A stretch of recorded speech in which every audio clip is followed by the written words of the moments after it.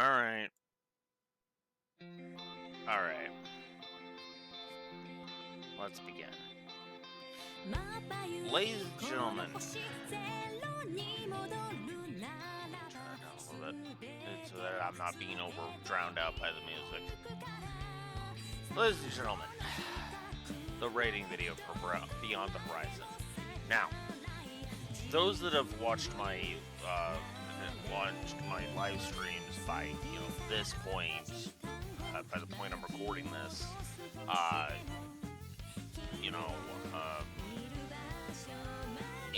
in the past couple of weeks, will know that, of course, the past few weeks actually, in May, you will know that I shrunk I have kind of offhandedly mentioned that I have shrunk the score for this game beyond Trails Beyond the Horizon by 50 points between each version. This fucking game, I almost think I need to do some kind of recoloring of this thing to really properly get across the point of I don't like this game, but I understand that other people do. I just can't.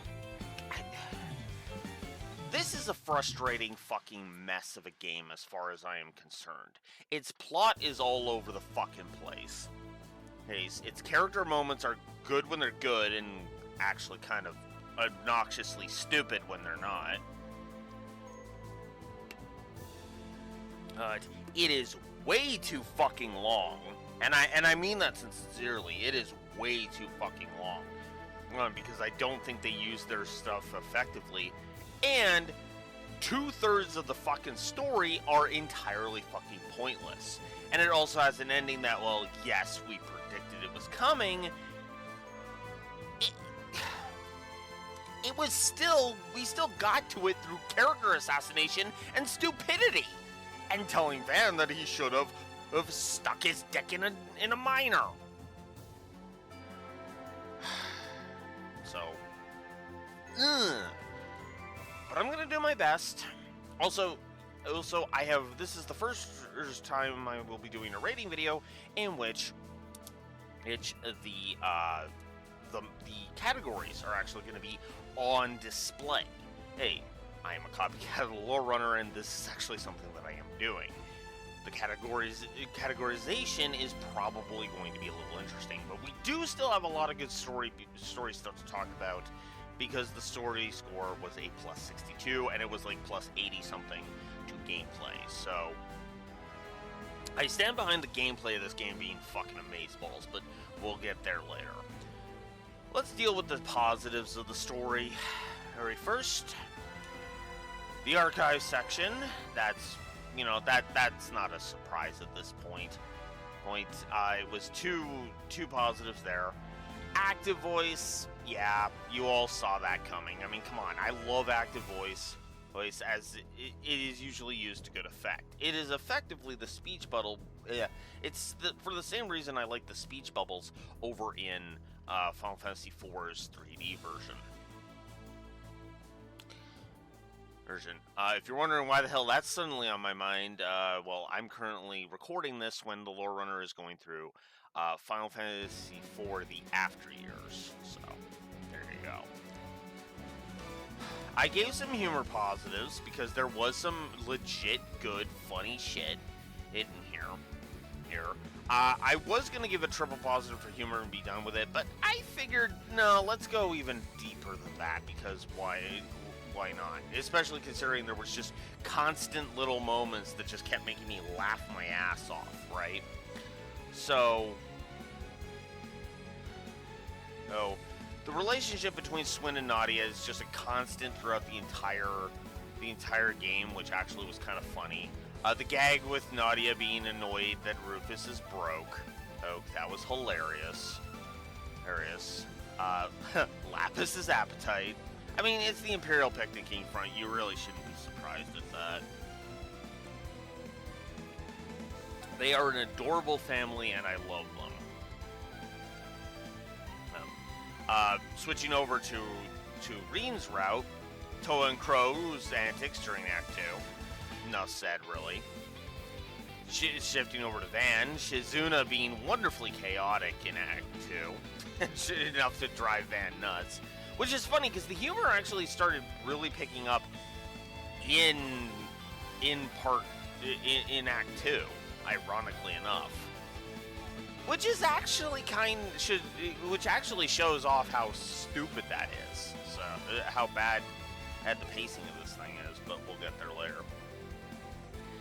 The whole Ingrid bit during the auction, where Agnes is physically having to hold him down so that he doesn't blow all of his money on Ingrid stuff, is just wow. Actually, I'm actually gonna put a timestamp there, because as that part,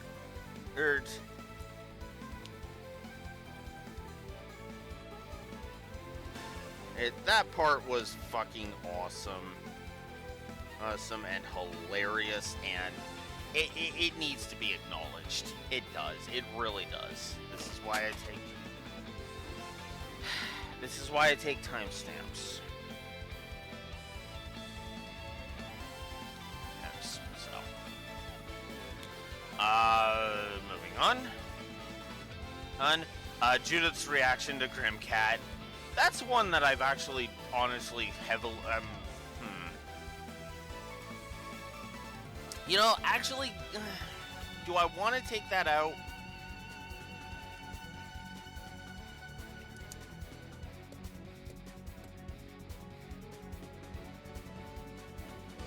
You know what? Yeah, no.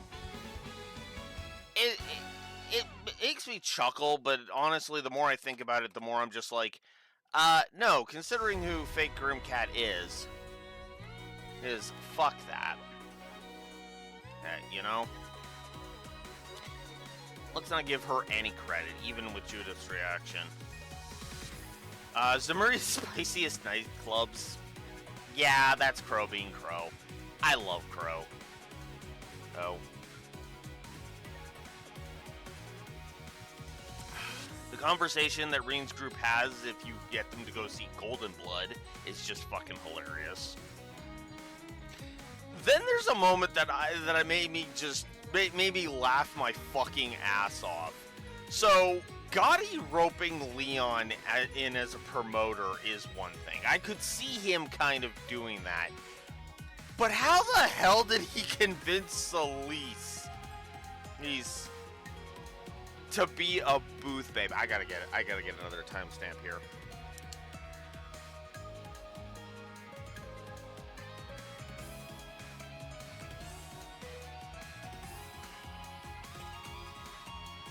Because, like, that whole thing of just her being a frickin' booth babe is just like, what? How did you manage that, Gotti?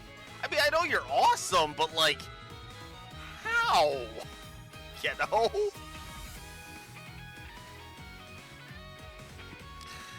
Then there's actually one of the few moments from the actual Garten that I enjoyed. Ben is like, yeah, please don't tell Elaine that I helped Georg move, as in Georg from Crossbell. Oh, right. And then Lapis is Rosenberg specifically, and then Lapis just is like, oh yeah, Ben, Grandpa Georg says thanks for helping him move. While Elaine is standing right there. I need to create another timestamp.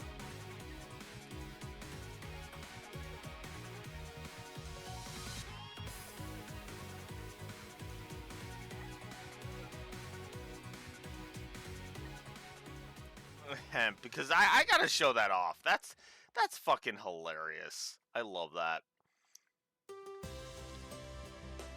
Despite all of my bitching about it, I will admit I like the.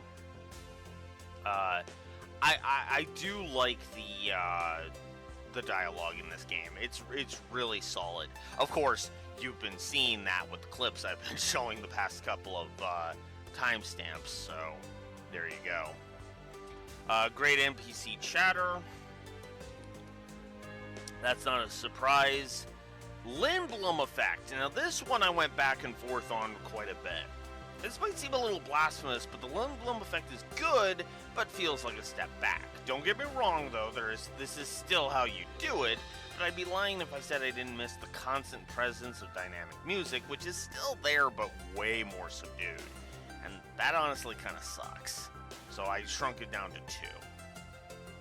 I gave a positive to the localization, I gave a triple positive to the brickwork, kept it at just a general positive rather than the individual ones that I was giving it. So there's that. And I did the same with the doodads, honestly, because again, you know, this is kind of these are 2 of the categories that kind of helped shrink the stuff, because it felt like it was just kind of overblown to the point where it just didn't feel right, you know. I gave it positive to visual continuity. The sprite work is still its triple positive self. I don't usually give individual positives to sprite work specifically. Sometimes I do, but that's usually just in a case of the sprite work here is good and the rest of it is either just fine to bad, you know. Symphony of the Night is a great example of that. Yes, as some of the sprites I liked, but overall the sprite work was just kind of there, you know. I gave a single positive to world building because this game doesn't actually focus on the world building and actually actively kind of is a step backwards in terms of world building this time. Graham Hart keeping his fucking mouth shut to the other nations for 3 solid years. Coming to mind immediately. Yeah, that's not good world building. Sorry. Then there's a triple positive for how the Bracer Guild is portrayed in this one. So, what am I gonna put as the timestamp for this? Actually, what am I gonna say I want to put the timestamp as here?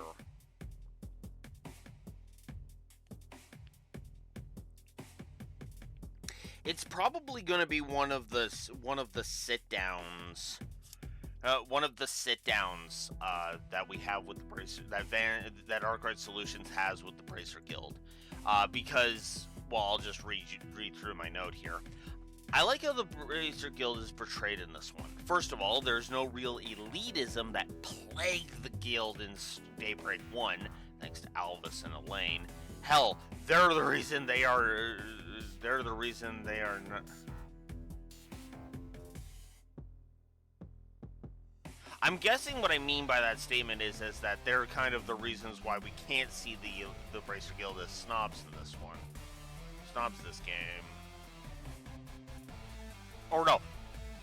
I know what I was trying to say. They're the reason as they are not snobs in this game. There we go. That makes more sense. Because Elaine and Alvis were the poster childs of the Bracer Guild fucking sucks in Daybreak 1. Here, they're a shining example of it, especially Alvis, but we'll get to that when we get to the character section. Yes, I just said that. Yes, I fucking mean that. But yeah. Anyways, then there's the willingness to accept the substitute Spriggans that show up in Basel and Tharbad. Which definitely helps. Basically, the Class 7 and the Picnicking Front are just accepted as helpers of Arkwright Solutions pretty quickly. Now, granted, with Class 7, it's literally just phone up Erebonia's Bracer Guild, specifically the Legram branch, talk to Toval, and he'll back us unequivocally. If you don't end up getting a hold of, Sarah. But I digress. Yes. Even the way they do it within this game is actually very well done and very well handled. Even if you don't go that extra step, you know. There, like, in other words, continuity helps enhance this greatness, and that's awesome, you know. In Basel, the guild receives a request from that Reen's group. That Reen's group would be better suited for, and recommends them for the job too. So not only was Class 7, you know, accepted as substitute Spriggans, but they were even recommended, and the Bracer Guild took that recommendation seriously. Good stuff.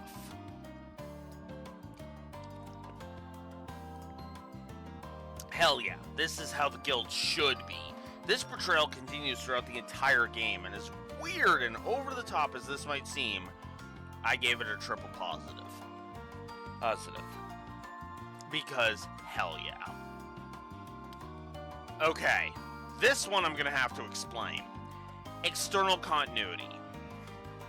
It's used to wonderful effect, as well as awful in others. It was multiple positives, and then Kevin's route happened and basically took internal continuity, bent it over, and took a Registry cheese grater and started shoving it up its ass. Yes.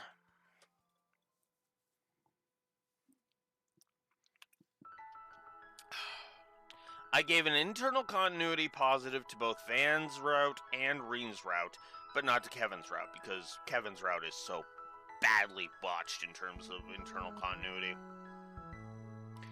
I gave a positive to the books for background lore and the Sweets blog, because of course. I also added characterization there because the Sweets blog also kind of helps to characterize some of the characters just through those little blurbs, which I kind of like.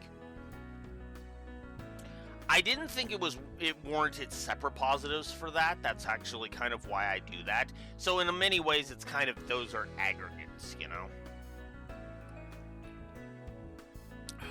So, foreshadowing during the prologue specifically is really, really good. I don't think the rest of the game lives up to the hype or does foreshadowing very well past this point, so there you go. Hate to say it, but there it is.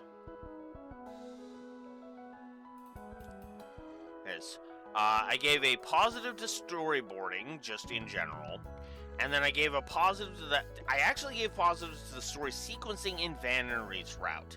I do think the story sequencing is kind of terrible as an aggregate, on the whole, but I do still think there's some good story sequencing in both Van and Reed's routes.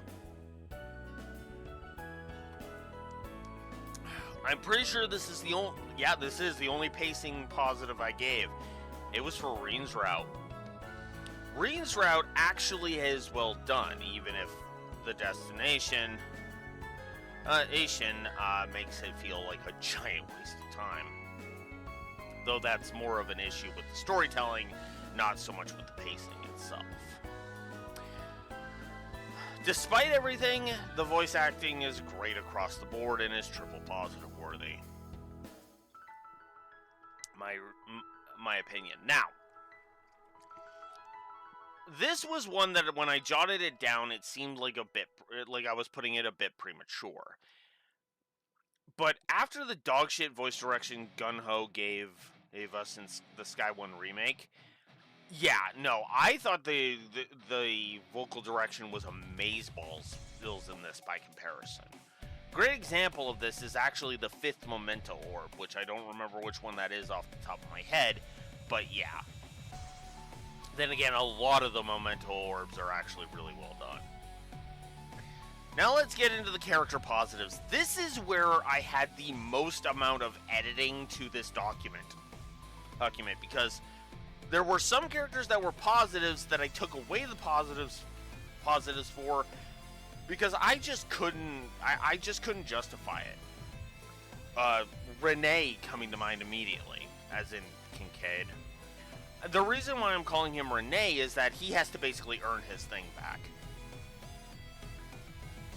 You want to be a fucking Gary Stu jackass right at the end, Renee? Yeah, you're gonna have to earn back my respect, dude, because that was one hell of a fucking bullshit move. Who? You stabbed me in the dick when you should have been fucking manipulating me into doing your bidding. What the actual fuck were you high on? Yeah, no. Ah. Anyways, moving on. So Van, let's get into the actual character positives. Van, I still think he's the most consistently well-handled MC in the game. And in the series, honestly, triple positive for him in this game. Fairy got a positive, Reen got 2 positives. I do like how seasoned as a warrior he feels. He didn't quite reach the epic heights that he has in some other entries, but he was definitely great, so yeah. I like Reset. She is actually awesome throughout. Crow is as awesome as he's ever been. Rufus is still fascinating, even right from the get-go, and he works well as Lapis' dad.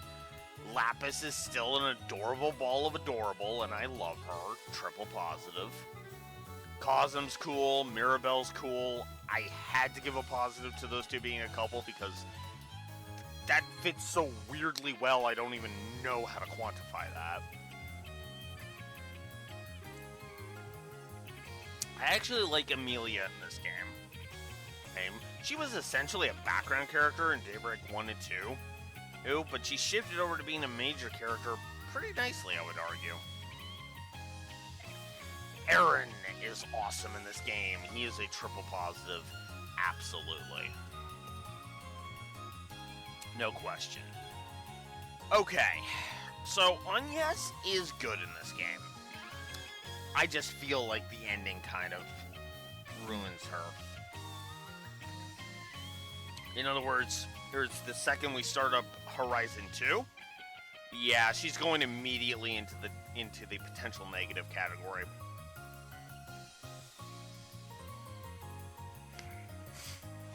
Because, seriously, fuck what she does at the end of this game. Or, to be more accurate, fuck the way she does it.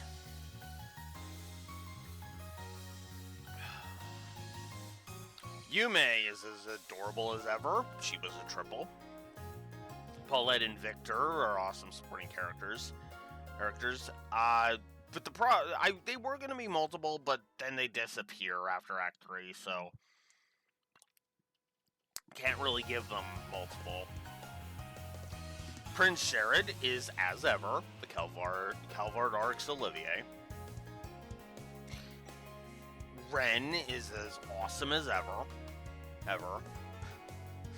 My daughter is still fucking amazeballs. I have like 5 daughters, Sumerian daughters, okay? I have Tita, I have Ren, I have Kia, yeah, I have Yuna, and I have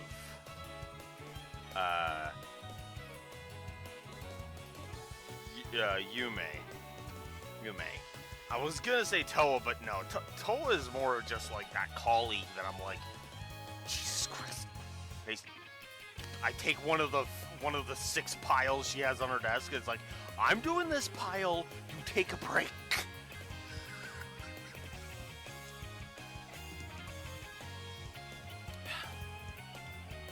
Speaking of being a bro, Jin is a bro once again.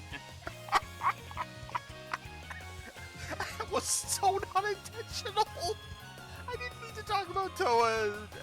Talk about being a bro. Oh, wow. Oh. Anyways, I said we'd mention it later. Here's later.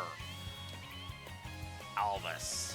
Alvis has mellowed right the fuck out, and while he still doesn't approve of Van, which is fine, honestly, he's focusing on the big picture. In other words, wanting to fuck Elaine and hating Van is no longer his entire character.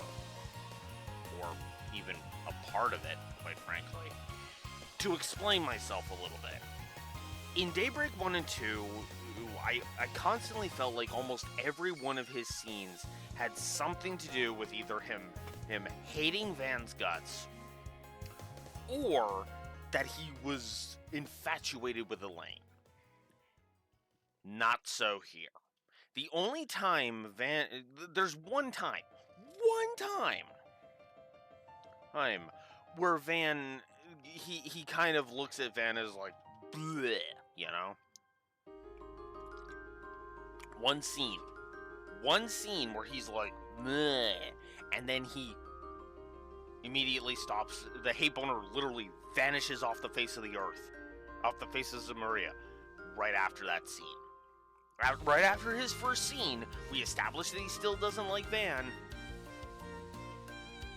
and then he never bitches out Van again. He's actually going to be responsible for a moment positive later down the line. That's fucking impressive. Continuing. And since he is constantly shows his growth and is pretty much 100% professional from his second scene onwards, which I was just describing.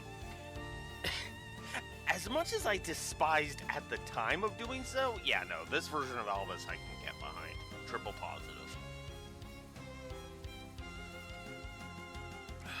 Elaine is once again awesome in this game, and she is absolutely a triple positive. Love of God, Elaine, do not betray Van in Horizon 2.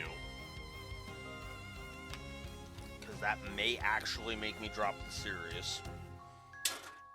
Not Falcom as a company. There's only one thing Falcom can do to make me drop them as a company. If Eidos turns out to be evil, I'm dropping Falcom as a company. Their games are officially vetoed.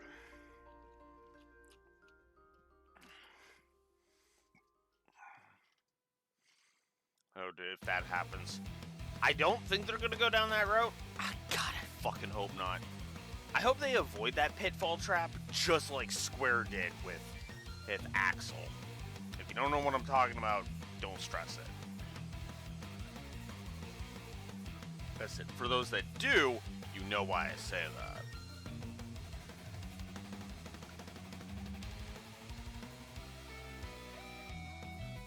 Barmani, Toa, Gotti, Eddie, all great.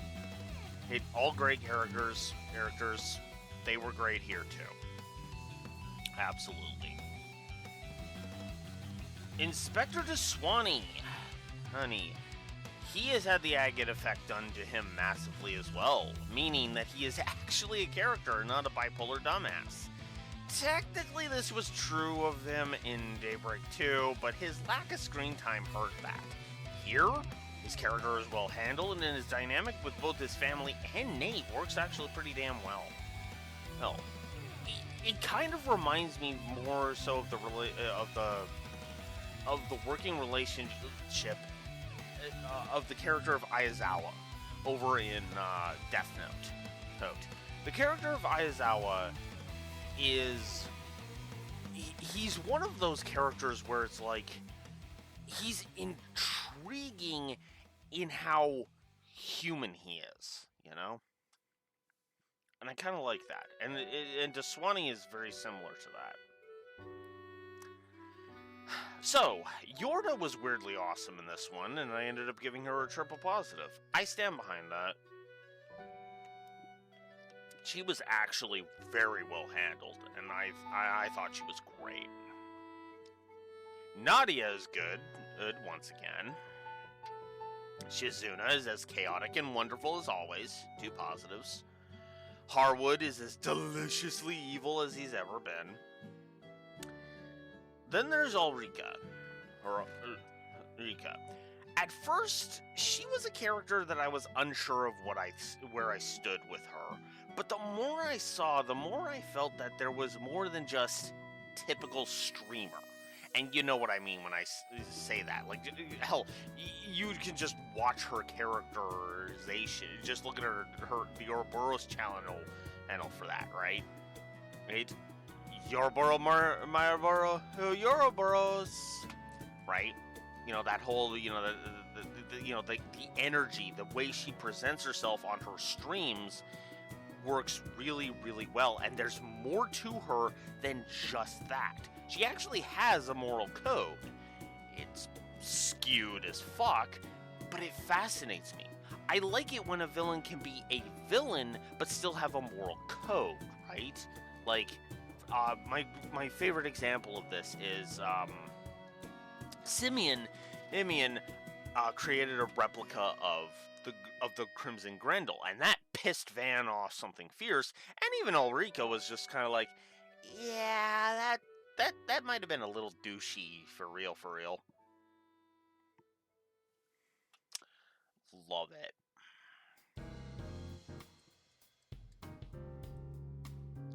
Love it. That was good stuff. That was good stuff. Master Yun-Kai is very interesting, and I like that he treats Rin with respect as well. That's the only, and that was it. Every other character was either negative territory or was just kind of there. There was going to be a few others, like I said, like Renee, that were going to be positives, but then I was just like, no, they don't do enough in here to warrant positives. Bermati is damn useful info-wise, and Gotti managed to convince Solis to be a booth babe.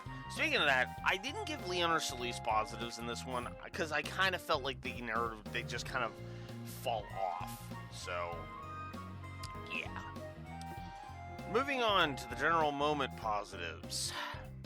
The conversations in the prologue, I thought they were full of fascinating, funny, and most important, character-driven dialogue that is just amazing. So that was a triple positive there. This game starts really strong, in case you can't tell. The opening is back up to the standards I'd expect from the Trails. It is a good song, excellent visuals, and even the subtitles are intriguing without giving anything away if you lack context. One of my viewers, Raxor, was sitting there saying that the opening basically gives away the whole story. It kind of does, but if you don't have context for what the hell the song is saying, I don't think it's you're basically operating on the same foreshadowing that the entire series has had up to this point, you know? My opinion. The prologue is an intro, triple positive, because I love that prologue. That prologue is awesome. It was so good. Now, some cutscenes. Prince Sherad's first scene. It's a good scene. It introduces us to Sherad, Kilika, and Kayla, as well as showing us that the events of Daybreak 2, as convoluted, nonsensical, and filler-feeling as they were, do have repercussions on future events. Even if just for the characters themselves. But even then, at least there's something, right? It wasn't just all a dream. You know? Also, the game basically outright comparing Sherad to Olivier was just icing on the cake for me. Fairy's first bonding event. I actually thought that was great at showcasing not just Fairy's growth, but also her connection to Fie. Which, fun fact, that's actually where you can actually see Fie's. You can actually see Fie's character info title plate, nameplate that they show when characters first show up. That, you know, which I actually don't mind in this case because, again, there's just so many characters to keep track of that, yeah, it's actually kind of helpful. Now, in a movie, you don't want that because you would just want you just want your characters to naturally be on screen. But when a game is like hundreds of hours long, it kind of helps to have, you know, to have a nameplate for important characters, right?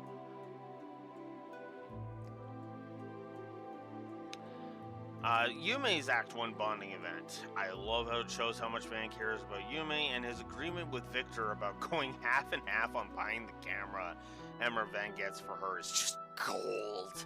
Well, it's one of those things where it's just like it's two men being stubborn mules, and I kind of love it. It's the kind of disagreement that I kind of enjoy. There's no hostility between the two. It's just a, hey, you're gonna let me do this, right? Well, you're gonna let me do this, right? It's good stuff. It's good stuff. So this is probably the scene that I'm going to be giving, showing on the in the Bracer Guild timestamp up there. The reactions from the Bracers, including Alvis. This was also why I gave the Bracer Guild a triple positive, by the way. Hey, the portrayal of it in a triple positive, of the Bracer Guild a triple positive, by the way. Hey, because the reaction from the Bracers, including Alvis, to Veorg E+, is very well done, in my opinion. It shows that the Bracers of Calvert are acting how I expect Bracers to act, with the public's safety in mind. Even Alvis saying he needs to fill Elaine in feels like he's doing so because leaving her in the dark would be downright stupid, rather than an excuse to chase her skirt. Like, I even commented on this on stream.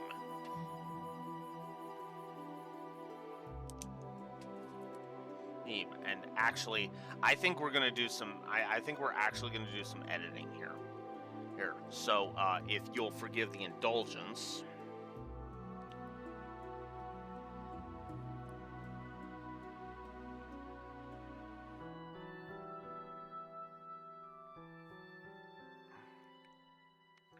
I'm just gonna let Stream Alex sum this up because whoops. I'm gonna let Stream Alex sum this up because he actually summed it up perfectly. Roger that. And we'll cooperate and get to the bottom of this.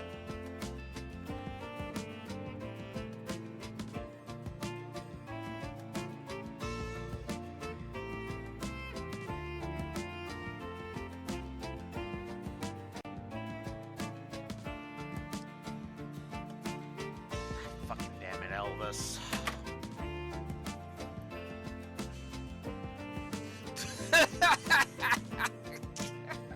I have to. I literally have to. God damn it. Ah.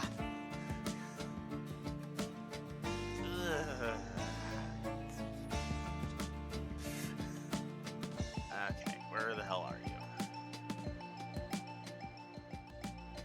This is painful for me to do.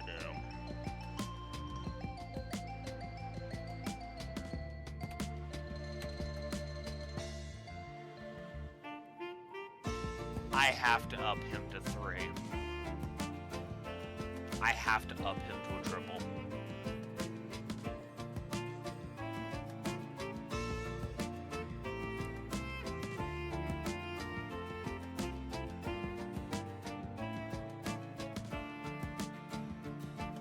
It pains me. But at the same time, I actually applaud it. Let's talk this out for a second. Okay? Let's explain why Alvis could never have pulled this off in Daybreak 1. Let's just stick to Daybreak 1, where he was the biggest pain in my ass, and even got the Toothless Lion Award for Worst Husbando. In Daybreak 1, way too much of his screen time was taken up by him being a frickin' simp for Elaine and pissing and shitting all over Van. So if within the final chapter, let's say in the finale of Daybreak 1, he suddenly started being written like this, where he was suddenly cool and suddenly awesome. That wouldn't work, because the turnaround wouldn't be natural. But look at how Alvis has been portrayed here. yes, they hint at the prickliness in his first scene. You know, the prickliness with Van in his first scene. What has been absent from every single scene that Alvis has been in since that, is from his second scene on?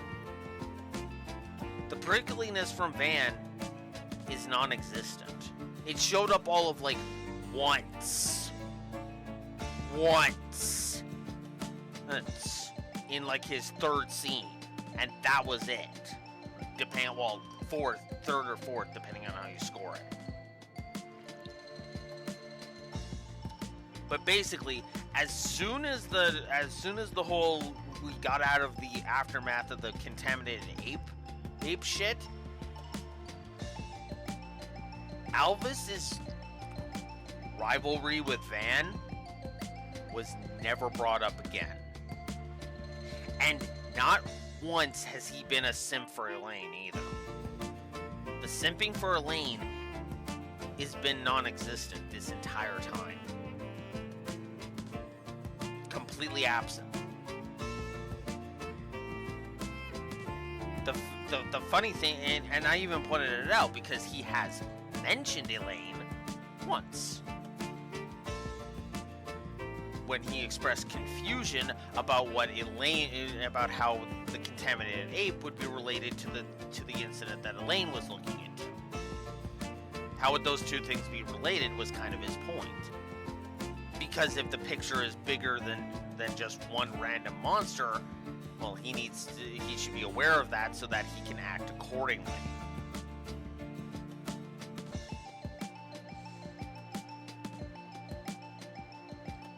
And I applaud that. I still don't like Alvis, admittedly. He hasn't really done anything that kind of really has elevated him to being one of my favorite characters. But he has been very well written, to the point where I'm looking at him like, okay, I have to acknowledge that you have grown, that you have become a better person. Or, to be more accurate, like you're being written to be a human being instead of an egotistical asshole.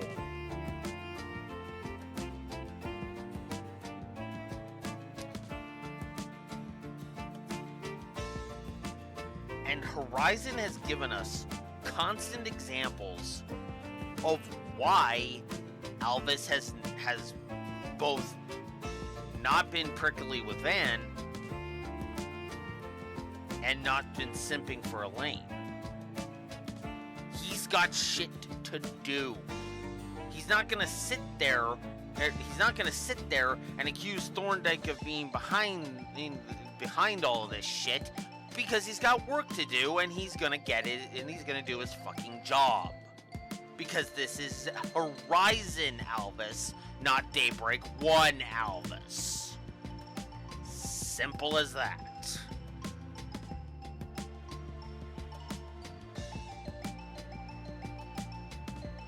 And I like that. I do.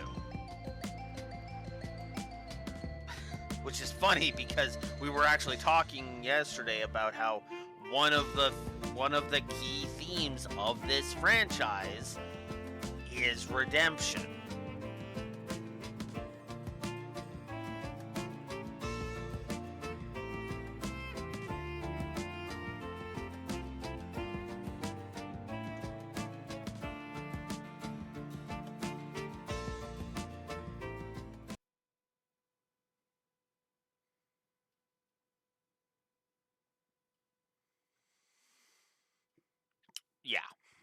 Yeah. That whole speech I went on was just this big case of, oh my god, yes, Alvis is much, much, much better. And I appreciate that. I appreciate that so much. Man, the writing in this game definitely does blow Daybreak 2 out of the water. It's just too bad that some of the ideas that they come up with in this thing... Ugh. We'll get there. The encounter with Grimheart at his home during Act 1 is interesting. It shows how seriously he takes things. And that moment he has with Agnes at the end is just sweet and wholesome. Good stuff. The visit to Agnes's house, the whole section in there. I actually think this should be MSQ. I think I should put this under MSQ, not really moment. Because that's referring to the whole section, you know? But yeah, the banter is great. The entire party gets moments in it. Easily 2 positives. Then there's Judith's Act 1 connection event, which is hilarious, and avoids the pervert slap trope that I hate so much, while turning it into more of a joke. It's also a great dive into showing how far Judith has come as an actress. Elaine's Act 1 connection event is wonderful at showing that the Daybreaks mattered and is an interesting step in her relationship with Van. Then there's the first side quest I gave a positive to. License to Kill, but not the Bond movie, as the full title of this quest is License to Kill a Lowlife. It's an interesting and unique quest that could only really be handled by Arkwright Solutions, and I kind of ironically like that. That's the one where the assassin lady is trying to get Arkwright Solutions to kill her, so that her son doesn't have to live with an assassin mom. It's messed up, but that's kind of why Arkwright Solutions is needed for it.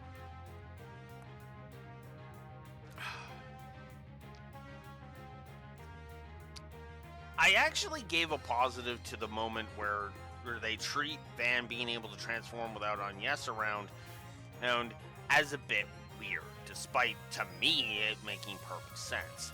I know the Genesis devices are supposed to be what are causing that, but for some reason I've always felt like it would have made more sense if the Grendel was just kind of a part of Van that he could just call on. Because to me that makes sense, because what he's tapping, to me, what he's tapping into is his inner demon. Now, if he ever goes Grendel, let's say he gets his inner demon out of him and then goes Grendel after that, that'll make no goddamn sense. Although, we'll see, I guess, when Horizon 2 comes out in a billion years.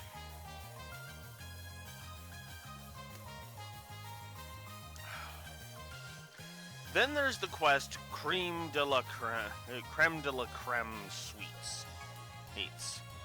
That a lot of the quests are just kind of really cool in this one. I don't even remember what Creme de la Creme Sweets was, but it was positive worthy. So I think it was because it was just kind of a fun little quest.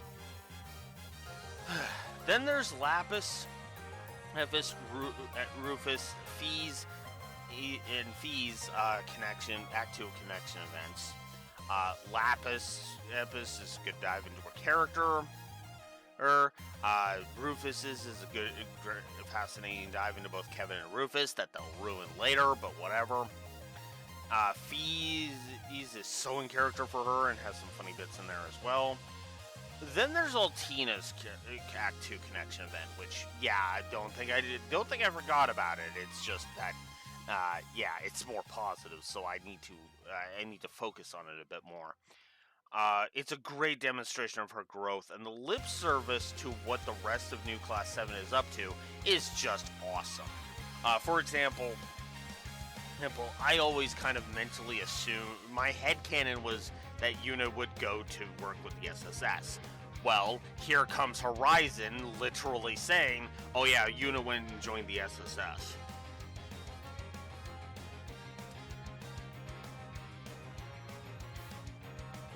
Gee, it's almost as if I know these characters or something. 2 positives there. Tone Crow's Act 2 connection event is just plain gold. great interactions, great humor, awesome showcase of growth, fantastic callbacks, and a beautiful sentiment to end on. Triple positive there. Great stuff. Okay. You might think it's a little obnoxious of me not to put a timestamp for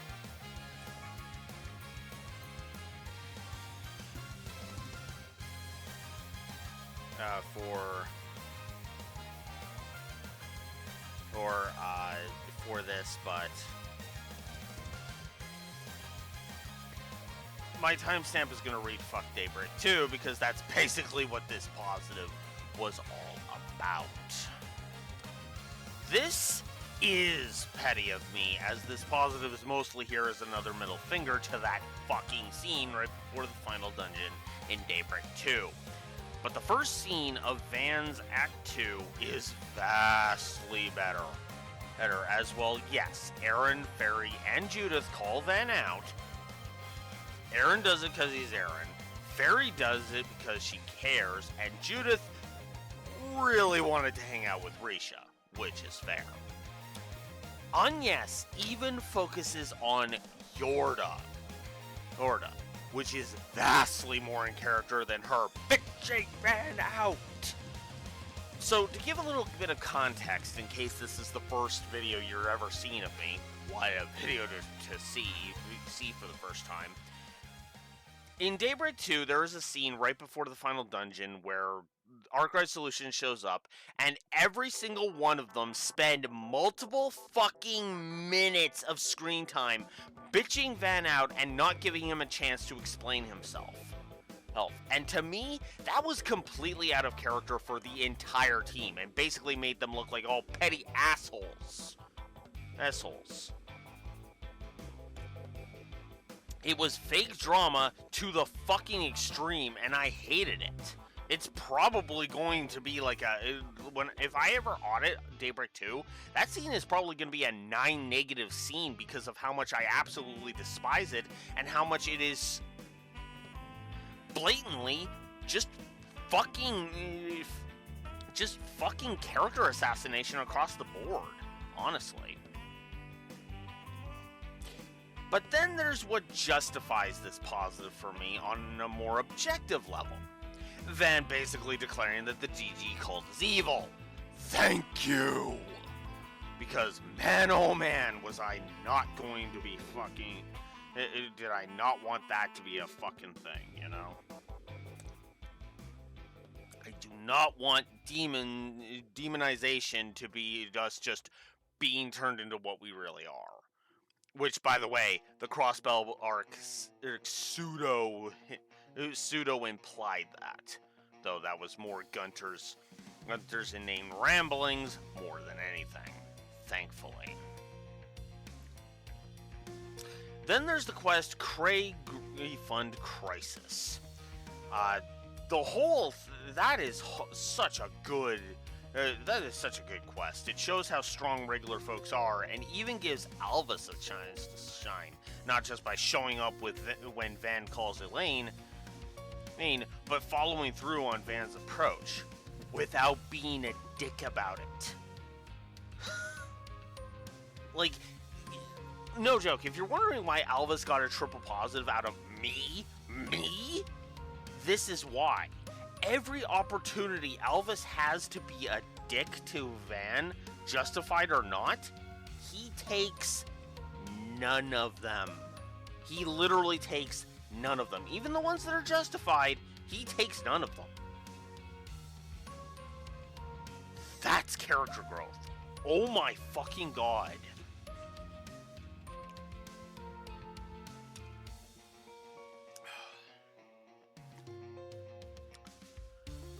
Then there's Bermati's Act 2 connection event, Katra's Act 2 connection event. There's only so many times I can say good dives into the character or good character development elements, so that's why we're just kind of skimming over those. Then there's the Ultimate Taco, which is just... That just feels like the writers knew what they were talking about when they were writing it. I kind of love that.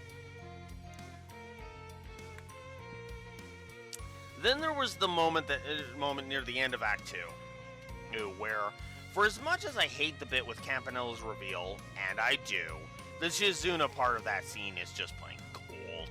Gold, great animation, great flow of the camera, and great interference from Van. Triple positive.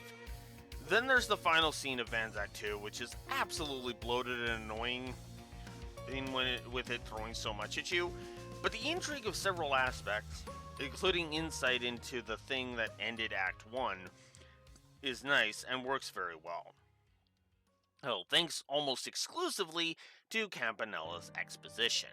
That bloat is egregious, though.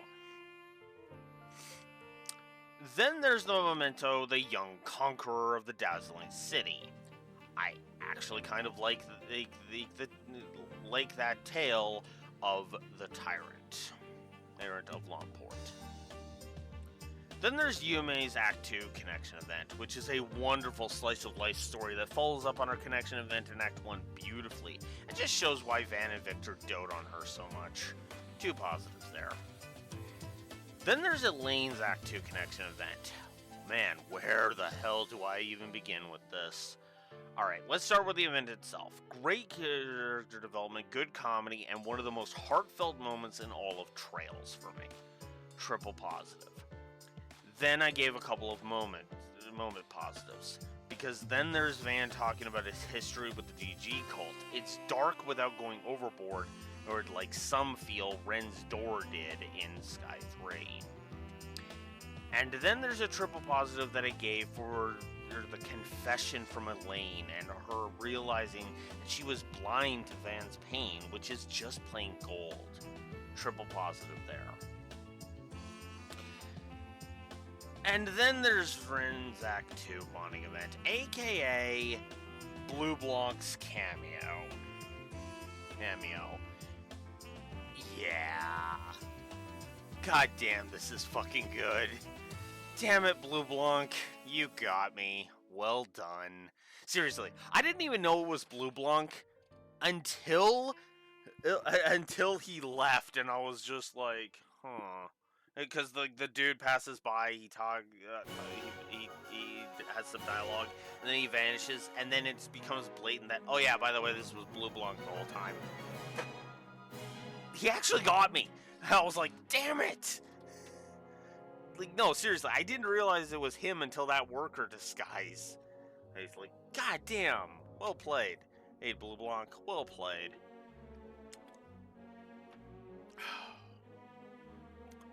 Then there's the cavalry moment of the Kruger and Eisenshield backing us up in the Blacklight District. That was awesome and just downright well handled.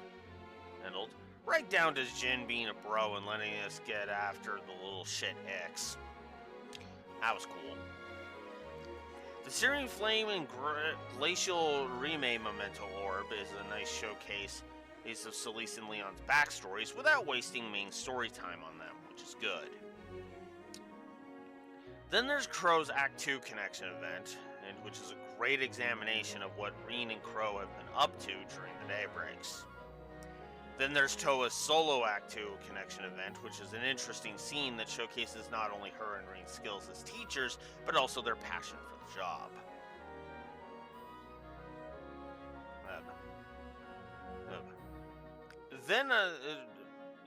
So yeah, those were good. I also like the complex political situation that Kincaid presents during his confrontation with Class 7, as well as the fact that it makes the lead into the fight less bullshit, which is ironic, because during that scene I was talking about how much I hate hero versus hero fights. But this is not really that, this is not that, by the way. Shizuna is here, honestly, enough said. And then Prince Sherrod saving Rin's crew is just awesome, no question. It's like, game, you don't gotta keep proving me right about him. Though I won't complain if you continue.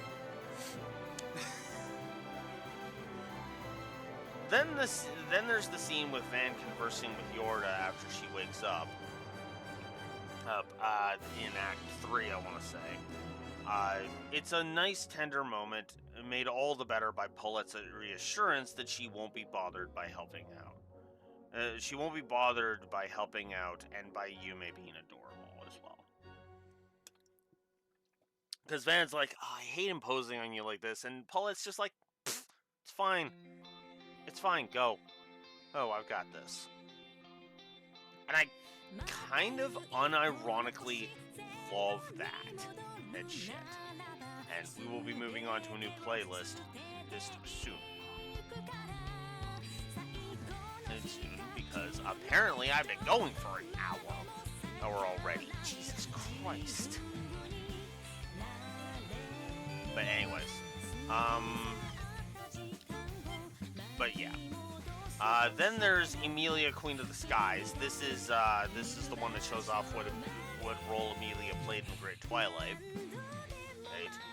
Right. Then there's the meeting with Deputy Secretary Kincaid, aka Renee's dad, during the connection event. During Renee's connection event, and it is fascinating insight into the relationship our Kincaid has with his father. Then there's, of course, the one I am going to have to put a timestamp for, because all of these I haven't felt the need, but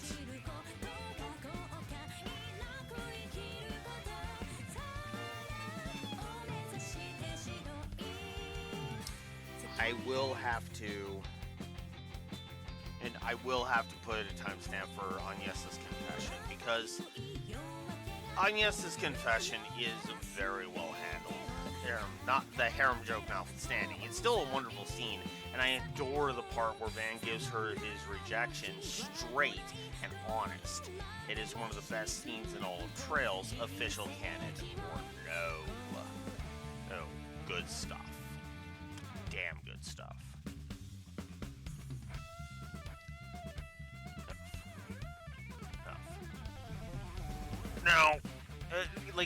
Now, for me, official canon or no, it is my third favorite romance scene in all of Trails. The problem is that the ending, in hindsight, ruins it for me, as the ending makes it feel like, to me anyway, the game is saying Van should have become a couple with Agnes. Fuck that. I've said it before and I'll say it again. I don't think that fits. Get that squick out of my fucking fiction, you know?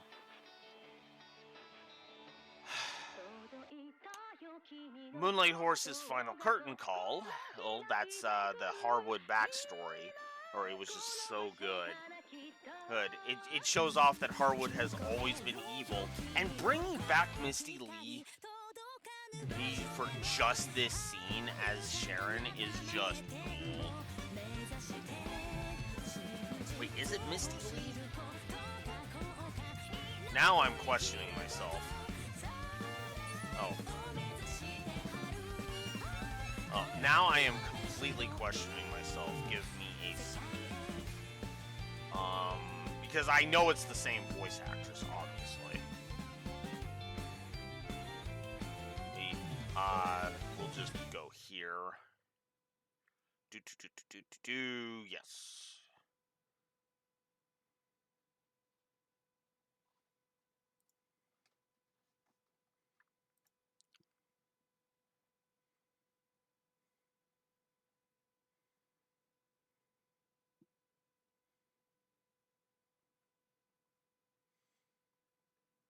Or Mila Lee. Hey, excuse me.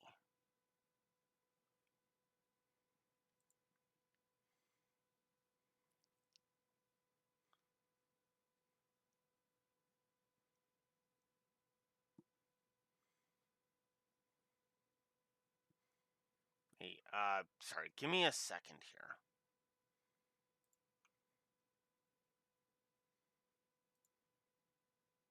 Because I may have jotted down the wrong voice actress. Because of course I did, if that's the case. Over here. I need... God damn it, where are you? There you are. I did. I jotted down the wrong one.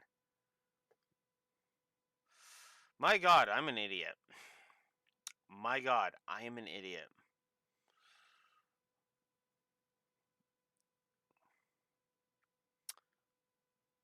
It's not Misty Lee. It's Melalee. Oh my God. How did I fuck that up so badly? Because the names are similar, that's why. That's awful. So now that my complete and utter fuck up is on full display, let's get the next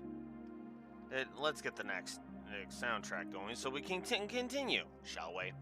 Anyways, triple positive, great stuff. Then there's a moments exclusive to Van's route, which I guess some of the moments up there were too, but whatever. The mandatory scene at the Racer Guild in Anchorville is great, mostly because of Alvis. Yes, I just said that. Like I said, it's a continuous thing. Alvis makes the scene great. Seriously, every line of his, every single line, shows him having a brain in his head. Jesus, Alvis, you really are the Calvardian I get. Then there's Missing Delivery Men, which was an interesting side quest. It is a very important side quest too. It handles suicide very delicately, and that's a good thing. Cutscene, and then we have Aaron's Act 3 connection event, which really speaks for itself. Looking for my real family. I like that side quest because of the old adage, family is chosen. Enough said. Judith's Act 3 connection event is nice and wholesome and does not hint at any kind of romance angle, which is a plus, mostly because I feel that it should be more open to interpretation. I want to know more after Reset's Act 3 connection event, but this is honestly one I've been debating nuking. This is one of the ones I'm debating whether or not to nuke it. Because again, they don't really go anywhere with it. They set things up. It's setting things up for future stuff, but it doesn't feel like it goes anywhere, you know? I feel like the earlier Trails games handled this better.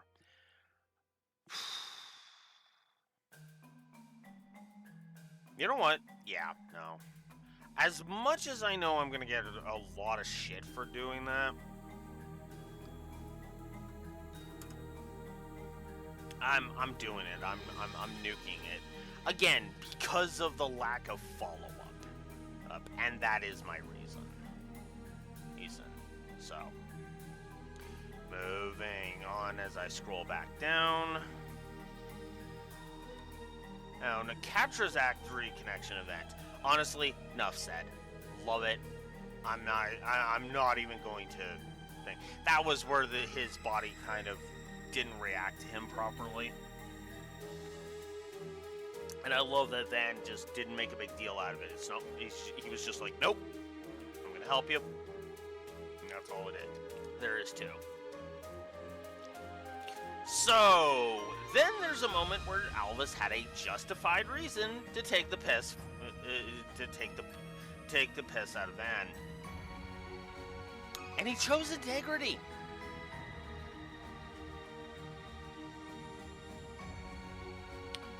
Enough said. Sao, Gallon, Fawn, and Dominique bailing us out. That's it. That's good stuff. I also give a triple positive to the entire Anchorville monster attack in Act 3. It's just plain gold. Awesome music, very good moments, and both Alvis and Deswani putting the fight ahead of their pride. Like, wow. Jesus. Triple. Then we have a Hummel moment, because the revisit to Cray is just as haunting as it should be. Then there's the entire visit with Rocksmith and Keelika in Reen's route, which reinforces Class 7's resolve and is just plain gold. Jin and Walter showing up is great as well. No, I'll leave both of those because they're separate things. So yeah, great stuff there. Everything past the boss fight with Yun Kafai is awesome with great animation and interesting, if annoying, revelations. I also like Green being praised by his master. Then comes the triple positive that I gave for Reen's route. In spite of the rest of the game being, well, the rest of the game, it is fantastic and where all the interesting things happen. And despite the drip feed, it doesn't feel like it drags. Well, until the Forest PGs in Act 3, but I'm not going to be a dick and hold that against it. Triple positive. Let's hope Horizon 2 is more balanced and better paced, because honestly, Reen's route is how you fucking do it. The other two routes are how you fuck it up, my opinion.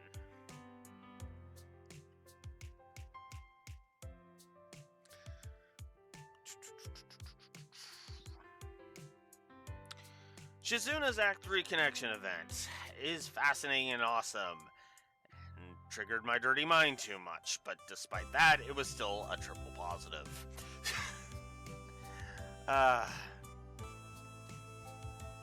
As late as it is, I do like Katra's reaction to the news about Professor Hamilton. It is exactly correct. Even if it's unnecessary as fuck from a narrative perspective, because seriously, what the fuck were they thinking with that? Now we get another timestamp. 1 minute and we'll say 1 minute 5. 1 hour 5.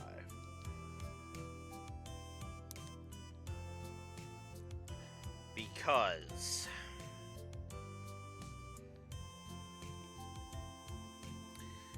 the first encounter with the Grandmaster.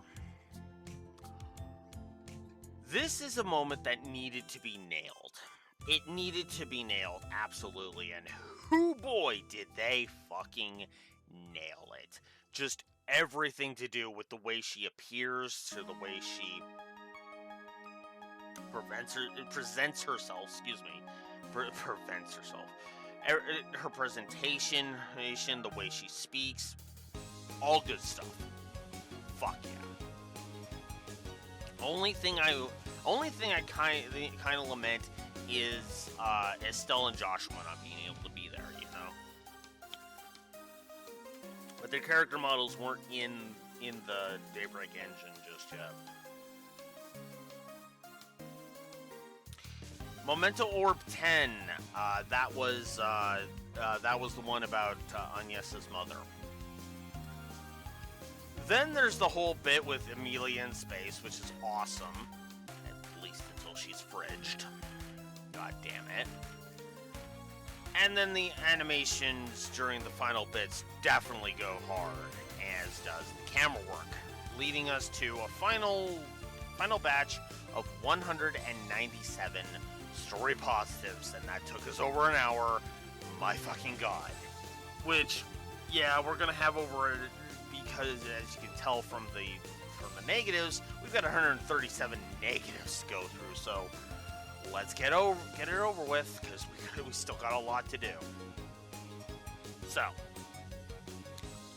the inconsistent voice acting in the main story I felt was bad enough for 2 negatives, but I especially find it to be bad during the connection events, because there are several ones that are flat out ruined by it.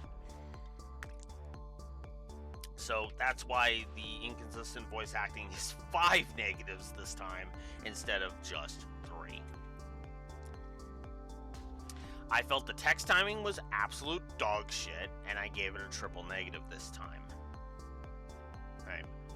The only reason this wasn't a triple until hindsight took over is that the log is always available, but it's frustrating all the same, especially as 9 times out of 10 the music cuts out when the log is accessed. So, yeah, no.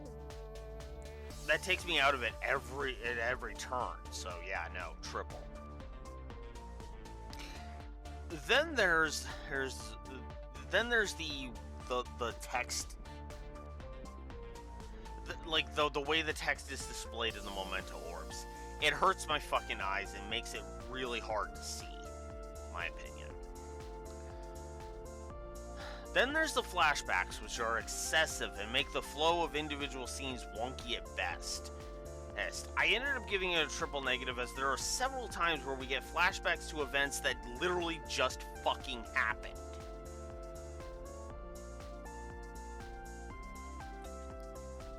It's so stupid. Won the Battle Lust, the cutscene returns, and it's in its most irritating form to date.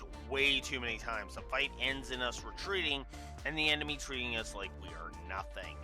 This is at its worst with the Vestiges, go figure.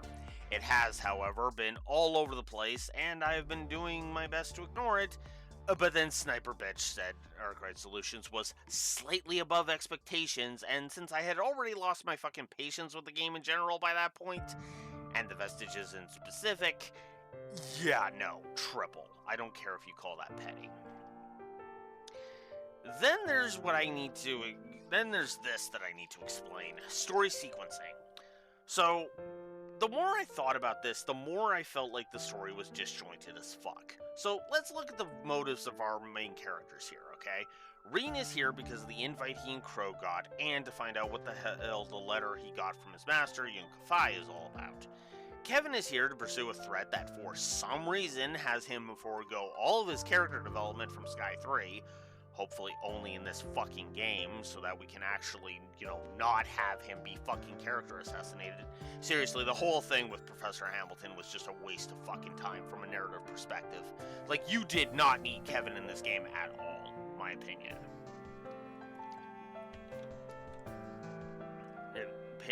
You literally eject the Kevin shit, and the story is completely unchanged, and I'm not even joking when I say that. And it's also to throw a wrench into Swin and Nadia's No More Killing vow. Van wants to find out the truth about Project Startaker, which gets sidelined when the Vestiges show up. Now, all of this can coalesce. It doesn't, in my opinion, but whatever. But this feels like we should have used the route switching gimmick from Reverie to make this flow nicer, which is not helped by the fact that once you choose a route part, you are locked in until that part is done. This is also not helped by how, because of the timeline of events, certain plots are drip fed to you, because the problem is that this is only done over like the course of like 3 days, 3 or 4 days, which is frankly idiotic as far as I'm concerned. We should have been spending like 3 weeks covering all this shit, not 3 days, because it would have given these events room to breathe. I really feel like the structure shoots this story in the foot, and as such, increases this problem to a full 3 negatives. Then there's the overall pacing. I mentioned how only Rean's route felt well paced. Well, yeah, the pacing overall was just really fucking irritating. During specific routes, the pacing is good at times, even great, but the flow of the story as well as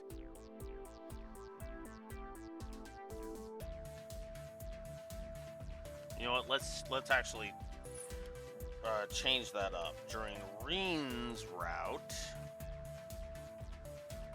as detailed above, the pacing is good at times, seems even great, but the flow of the story as well as the pace of the story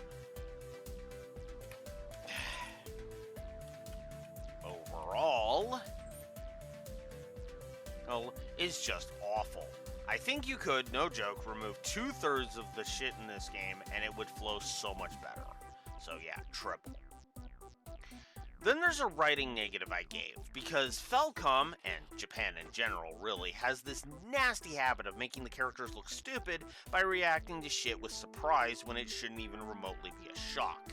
This has been in previous games, but where it was barely noticeable, if at all, here it is practically every fucking scene, and I was so sick of it by the end.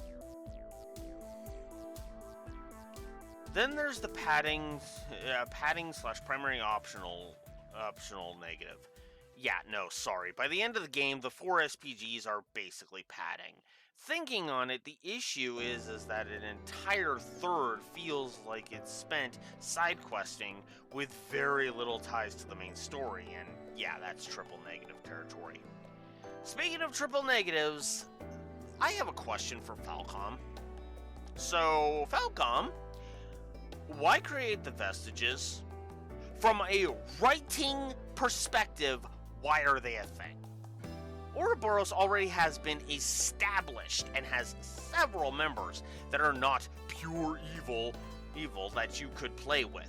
So why the fuck aren't they the main antagonists here? Like, no, seriously, why the hell sideline Ouroboros like this? This is stupid. Not, like, never mind the fact that Ouroboros has been an afterthought since... Fuck, they've been an afterthought since Cold Steel 1, actually. Think about it. They were in the background during Cold Steel 1. We didn't even know they were a thing until Blue Blanc. They weren't even active in anything in Cold Steel 1 until Blue Blanc did some trickery, and then the stuff at the end. In 2, they were just kind of there to observe and whatnot while Cayenne did his shit.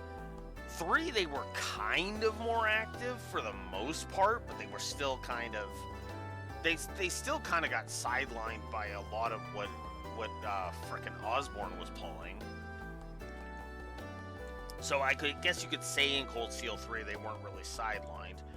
I mean, 3 and 4 you could say they were sidelined, but at bare minimum since Cold Steel 3, they've been mostly on the sidelines, because the major threat in Cold Steel 4 wasn't even Ouroboros, it was frickin' Osborn and his Great Twilight shit, and his Operation Jormungand.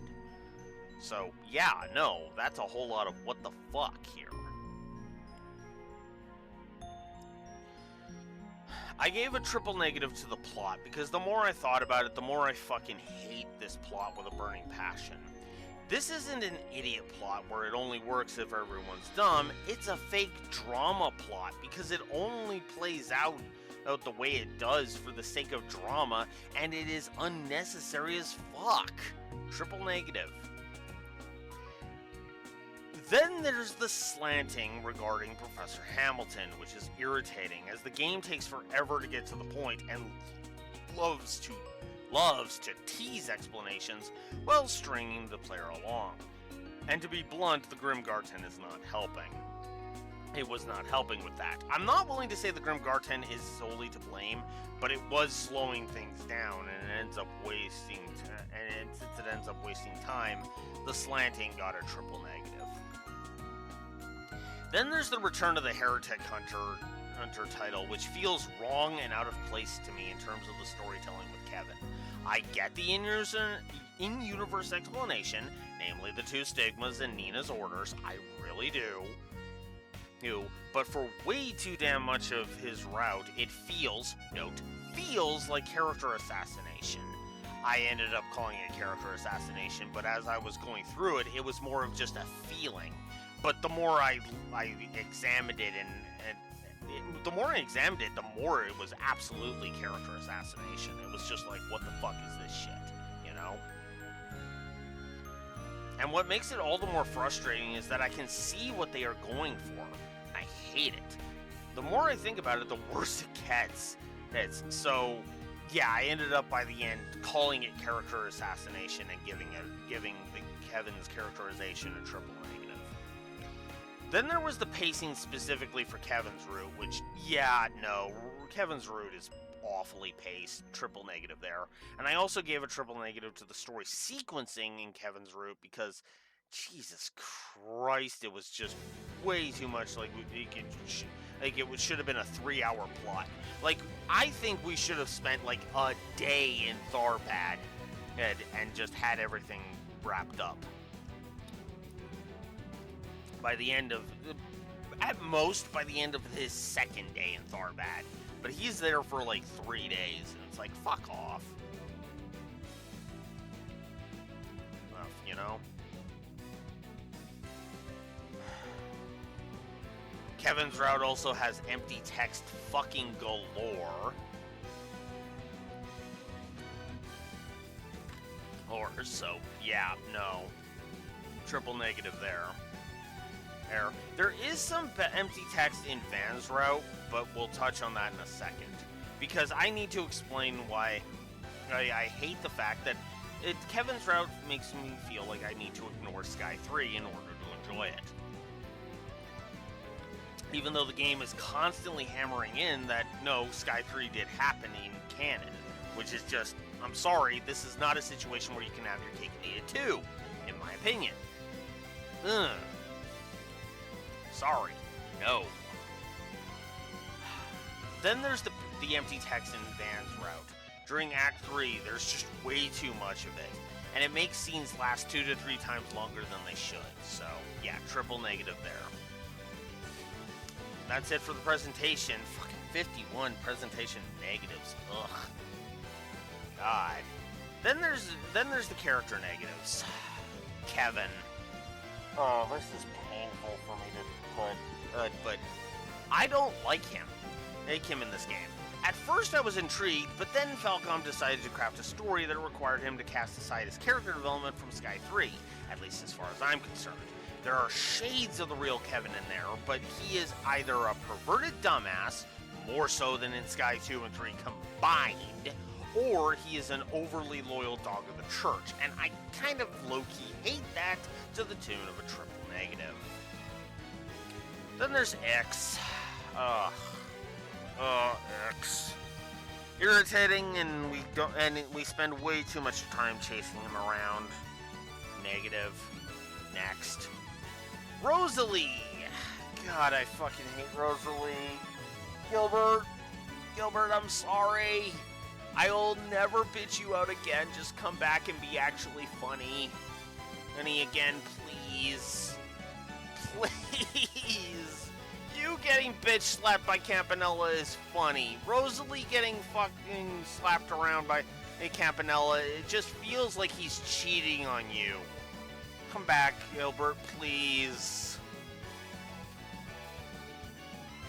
Triple negative to Rosalie.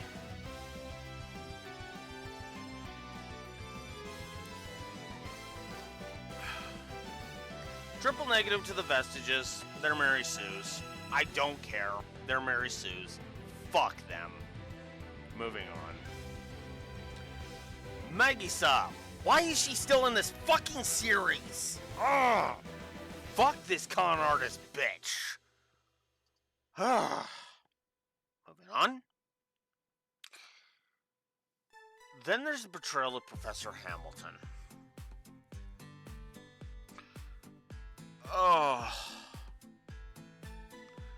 The more I thought about it, and especially after Van's final Act 3 section, Professor Hamilton's portrayal was not earned, and the way her character is utilized is just not good, in my opinion. I feel like they should have set up for her being effectively this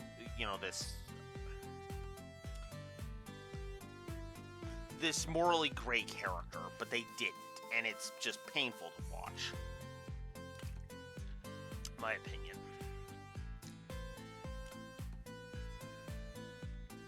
Then there's the whole dickhead dad from Act 1.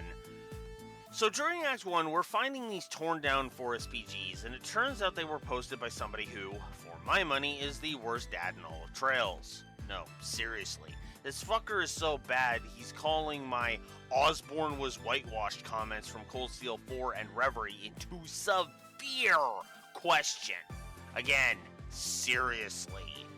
The moment with the asshole in question, Deputy Secretary Valentino, highlights just how awful he is. The reason for this scene being a negative is simple. Every other greedy and selfish politician we have ever met in the series at least felt like they had some humanity to them. Yes, even Dunan in the Sky Trilogy. This asshole only wants to keep his son alive because the media would eat him alive. Fuck this asshole.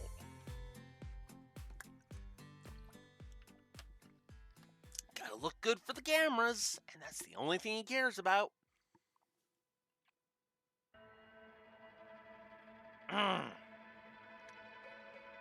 Then there's Campanella's reveal, which is not very good. There's no reason to disguise him and give him stealth mode. And it doesn't help that he makes Rosalie his bitch, which is just insulting to Gilbert, like I mentioned back up with Rosalie's triple negative. And that is saying something coming from me. Now, I was flip-flopping on how bad this was, but then a realization hit me. The Garten is where the eternal recurrence plan is actually relevant, but he announces it in the real world, halfway through. Yeah, because that amounted to a lot. Yeah, seriously, fuck this shit. The declaration has so little relevance to this game that it's getting a triple negative. I'm sure once Horizon 2 comes along, if I could see it as one big long game, I'm sure, but my brain doesn't work that way. Hey, and especially considering that Falcom were taking the fucking risk of ending this thing on a giant fucking cliffhanger that it would end up taking multiple fucking years. Actually, I'm going to take a look because I'm sorry, reality needs to be acknowledged when we look at this stuff. Because otherwise, what the fuck are we doing, you know?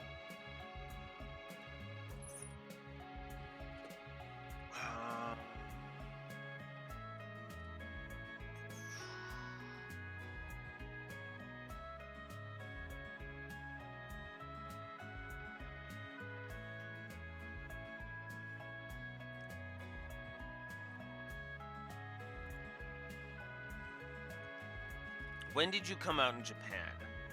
2024. Okay, it's not as long as I thought it was.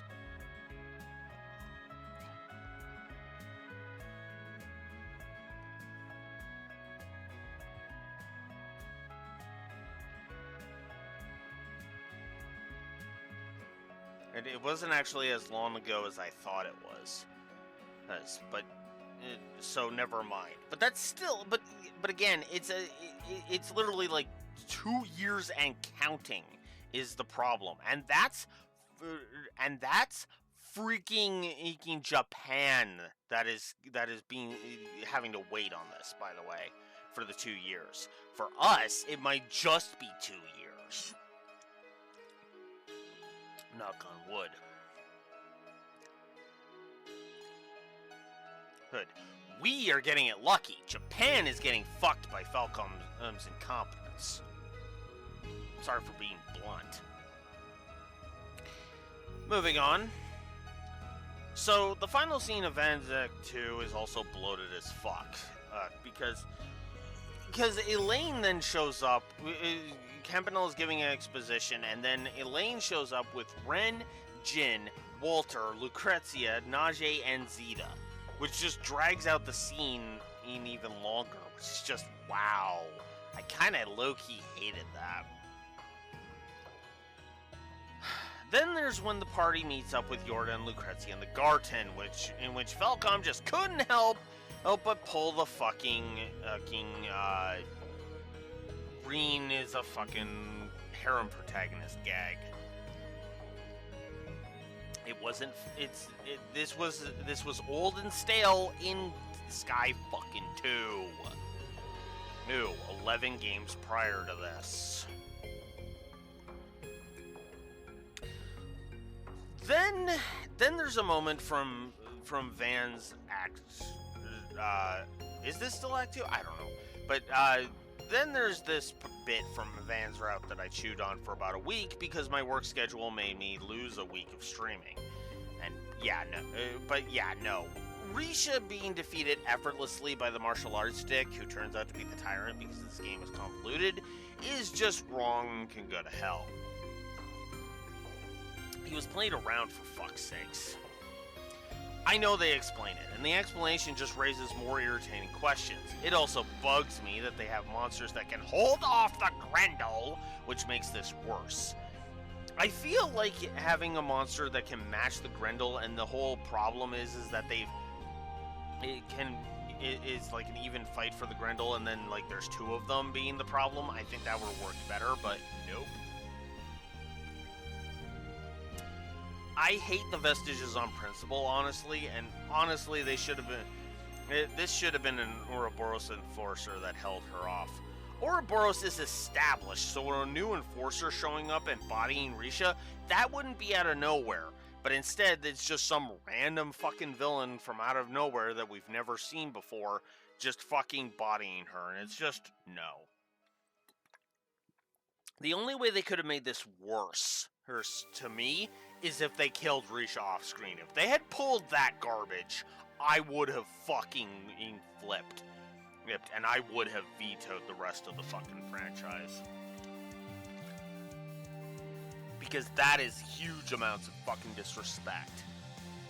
And considering they would be pulling that in 2024, yeah, no.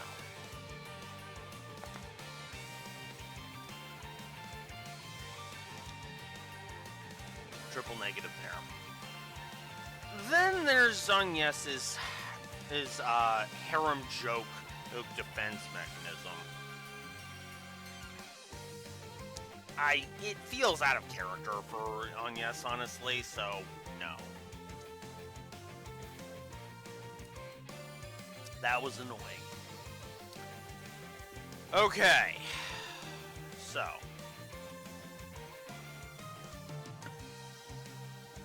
I haven't been putting clips up for a lot of these moments because I haven't felt like dignifying this.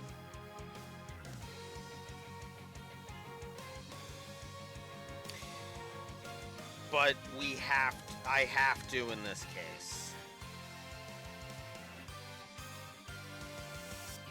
Professor Hamilton's sin.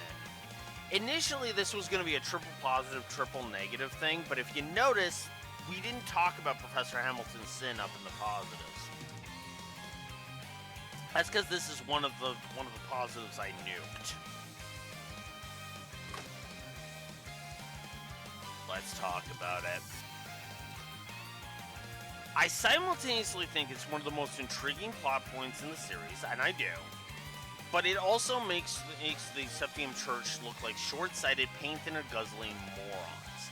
The idea of bringing her into custody to see if she has a way to undo her sin would be fine, but making Kevin revert back to his asshole ways to kill her just because, screw you, is frankly irritating. I'm more so a fan of repair the damage rather than punish the crime. Let's repair the damage first, then fix the crime. Because then while we're fixing it, then we can decide about how bad of a thing it really was. And again, if the whole problem that I keep running into is that this is a useless plot point. I don't think it's coming back in Horizon 2 or beyond. I don't think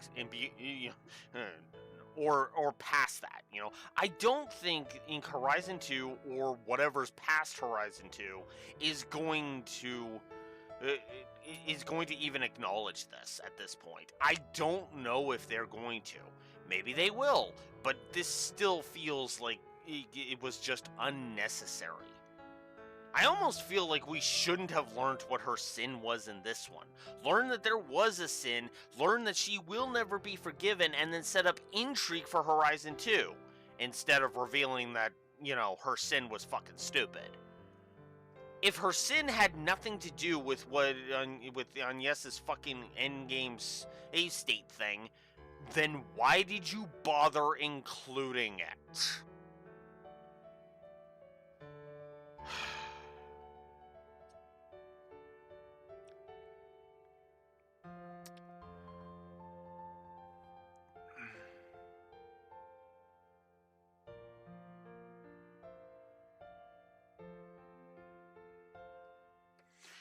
I was initially going to give this negatives and positives.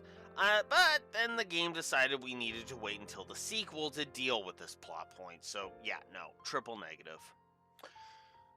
I'm not a fan of sequel baiting if it's not incredibly obvious, especially in this economy, you know, where there's no guarantee that we are actually gonna get Horizon 2. That's the problem.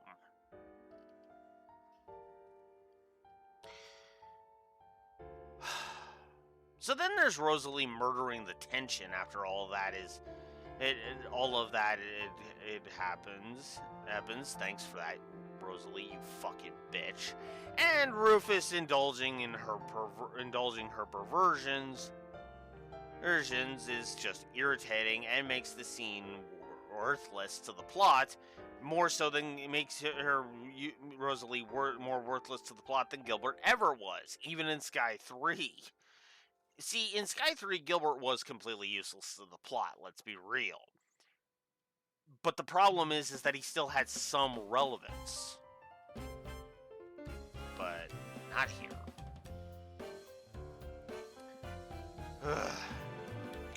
Then there's another point that I chewed on for about a week, thanks to work, and yeah, no, Nina being able to show up and effortlessly, and apparently from a distance too, effortlessly thwart Campanella and Simeon, oof. Complete with Campy telling us her power level is just that, which is just no, just fucking no. Nina has been established. Her power never was. And on top of that, it suffers from the same problem Risha getting effortlessly defeated by the Vestiges. It's for the same reason that this bugs me like Risha getting bodied by the Vestiges was, you know? Ugh, not a fan. Then there's the meeting with Fawn during Van's Act 3, which is... it's just full of as-you-know dialogue, and then Aaron interrupts to state the blindingly fucking obvious. Like, what? Why did you need to say that, Aaron? The fuck? Ugh. Then there's acting like Young Kafai was acting shady during the first scene of Van's Route 5 in Act 3, which is dumb. It was basic info exchange, you fucking assholes. What the hell? Then there's Runaway Idol, which is just a terrible side quest.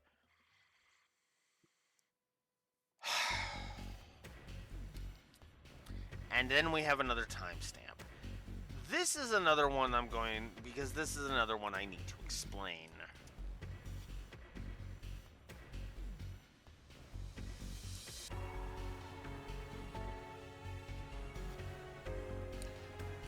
Giacomo is the masked instigator. Not a fan of that plot point. And the reason why is very, very, very simple. I say it's simple, but at the time it was hard for me to explain. It feels like the game is just resurrecting him in some way, shape, or form for the sake of it, and to me that just cheapens the death. Like, this is giving me Dragon Ball vibes, and that is a bad thing. Death in Dragon Ball doesn't mean anything because the Dragon Balls exist, and they're used constantly to bring people back. That was the whole reason why early Dragon Ball had two big rules about bringing somebody back. They had to have died within the past year, and they had to and they could only ever be resurrected once. That's good, because that limits your Deus Ex Machina. Ugh. God, I fucking hated that. Then there's Lapis and Mariel shifting into the past, which is just too sudden that it feels like a non sequitur. Even if it gets explained in the sequel, it felt unnecessary and felt like it exists just to make sure the player is awake, which, given how dragged out to hell and back this game is possible. Maybe this is harsh, but yeah, hindsight shows that this is padding. It shows this as the padding it is. Once again, if this is followed up in Kai 2, Kai 2 will get the point. But for now, triple negative for that. Then there's Professor Hamilton's dialogue in the confrontation with her, which is wrong to me. It feels like Horizon was when they decided to make her a villain, and that bugs me. Because some people will say, "Oh, but it was Daybreak 2." Yeah, but it felt like it was in the post-credit scene of Daybreak 2. I've committed a terrible sin. Okay, where the hell were the hints of this in Daybreak 1 and 2? No, seriously, where were the hints? But, whatever.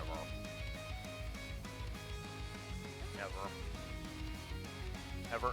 And it doesn't help that her dialogue makes her feel more like a Bond villain than a frickin' great character, you know? Then there's Kevin's hesitation, which is also pretty badly presented. I honestly feel it would have been way better if the Vestiges had blocked his bolt as a twist on the previous 2 times he has executed someone, specifically Weissman and the Spectre of Rufina. Which is also not helped by the new Vestiges showing up and adding mystery when it wasn't needed, circling right back around to the issue I had with them in Act 2, though this time it's worse because they get the better of Kevin right after he defeated 4 heavy hitters. Yeah, no, I'm sorry. Screw that. Also, why did you have to end that on a cliffhanger?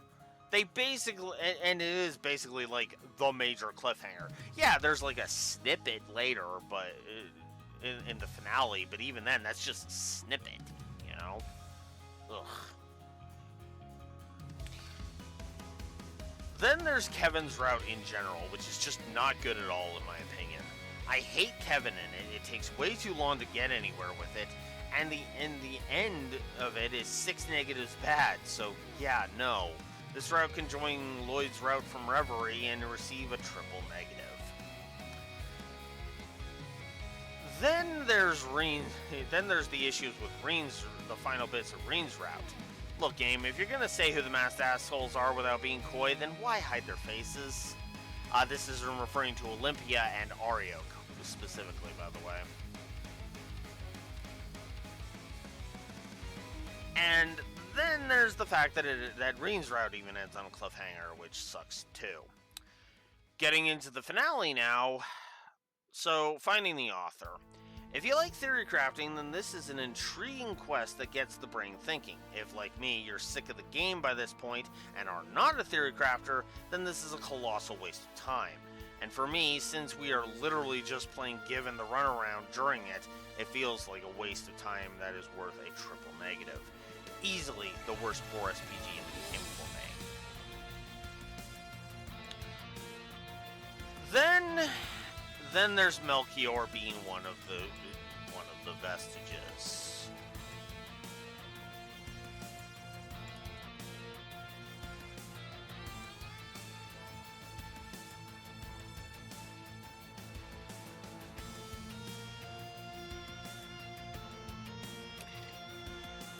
Melchior being one of the Vestiges bugs me.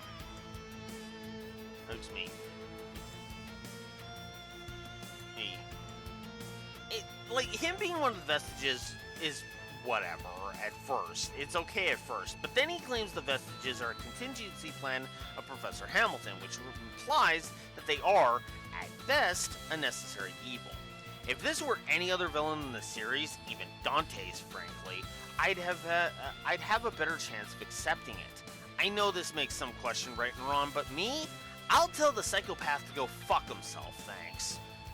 The more I thought about this reveal, the more I fucking hated it. Again, anyone other than Melchior and this is fine, but since it is some version of Melchior, it was a triple negative. Then there's the negative I gave Catra's reaction. I know how much this is gonna make me sound like an asshole, but the problem with it is that this is 30 hours late.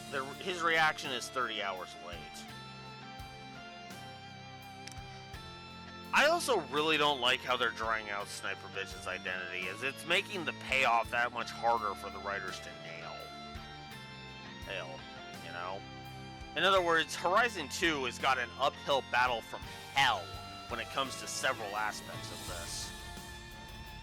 Then there's Van's route in general. It is frustrating to say the least. It is the densest, but as a result, it's the most padded to hell. The biggest issue here is how badly it falls off a cliff by the end of Act 3. Thanks, Vestiges.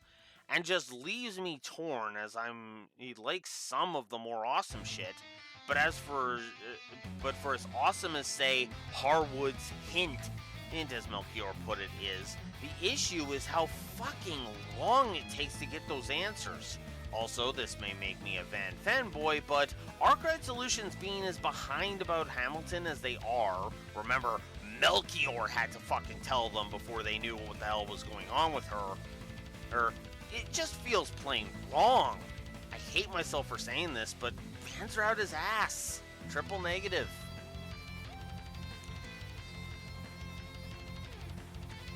As much as I love the Garten from a gameplay perspective, I really can't say the same from a story one. Way too drawn out, too little info for hours, and while the payoff is worth the wait, it really isn't worth 200 hours worth of wait. Hey, so yeah, no. That's a primary optional negative I gave the outro. Then there's the triple negative. That was a triple negative, triple primary optional negative. Now for a triple internal continuity negative, because all of that is not helped by the fact that the Avatar thing makes no sense. Given we could show up at the Garten in both of the final stretches of Reen and Kevin's route, and in hindsight, this is such a simple fix, it is baffling that they did it this way. Then there's the way Project Leviathan is laid out, which begs two very important questions. First, why the fuck wasn't Van brought on board? And that's negative number one. And then negative number two. Why did Graham Hart sit on his ass and keep the rest of the continent in the dark for 3 fucking years? Ugh. God, that was so stupid. I also hate Amelia's death. I'm assuming that she's dead. It's kind of annoying as it was simultaneously predictable and right the fuck out of nowhere. And I low-key hate it. Then there's Renee suddenly being the final boss, which feels wrong to me. And it makes an already convoluted ball of fake drama and stupidity all the worse for the conclusion. Then there's the final scene with Agnes, which would be touching, but it is overblown, especially when the game refuses to explain itself. Now, to clarify this, I really should get a timestamp for this, because this is actually something to bitch about.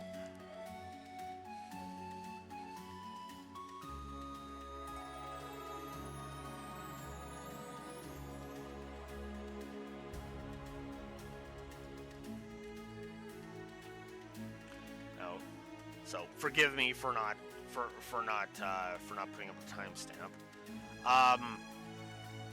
But yeah, no. So to clarify, this is not about the time loop thing, as that has been foreshadowed since Sky 1.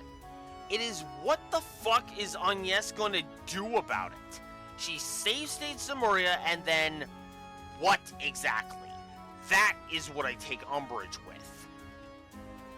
Also, seriously, the dialogue reinforcing the whole Van and Anya should be a couple thing, in hindsight, it's just, what the fuck, you know? In hindsight, this is infinitely worse than Tita and Agate, as it's the party misunderstanding / being silly dumbasses. Here, the narrative feels like it's saying Van should have fucked a minor.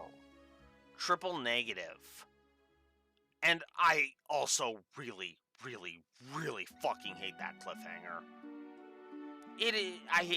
Fuck that cliffhanger. Fuck it so hard. Horizon 2 is not erasing this by existing. It's drawn out and is not explained. This is why I hate my fiction getting all metaphysical. It's not even that I hate cliffhangers. It's I hate metaphysical bullcrap. See also Final Fantasy VII.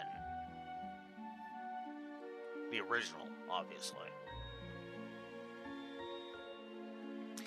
And then I also gave a triple negative to the outro. My God. nearly 2 hours to explain the story, and we're not even done. So, forgive me, but I'm going to be blasting through the rest of this because I don't want to spend any more time on this. I want to start prepping for playing in the original RE4 today. God damn it. The music is a triple positive. The dynamic music is awesome. Plus 83 was the gameplay score. Or triple positive to the soundtrack. Dynamic music was a positive. These are decent options. They're not really remarkable, but they're decent. Decent. The save system is the usual Trails Flare, which is a double positive, and also the autosaves were also a double positive. The log is as good as it's been since Daybreak 1, triple positive there. The dynamic main menu is here again. I really do like that.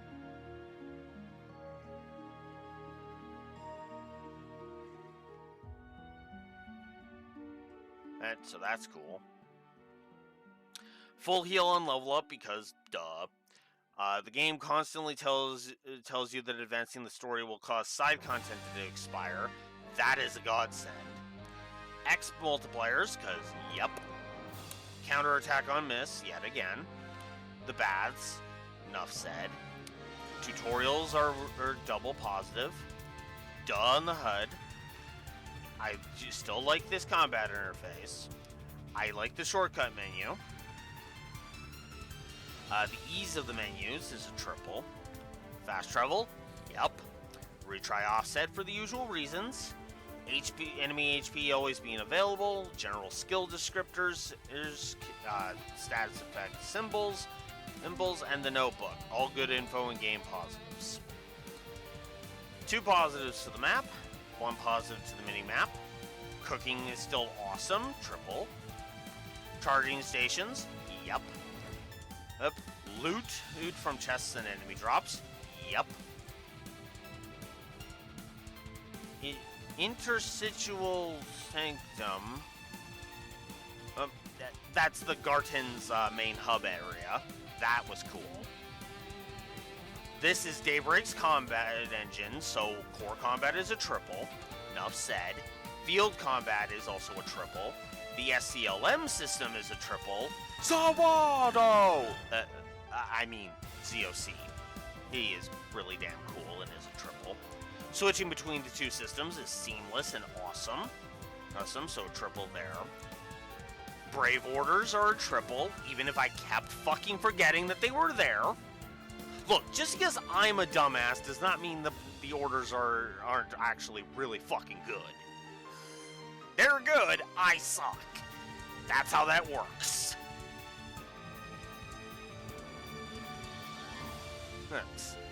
S boosts, EX chain, triple positives each. Awakening, that is so good. Good. Van,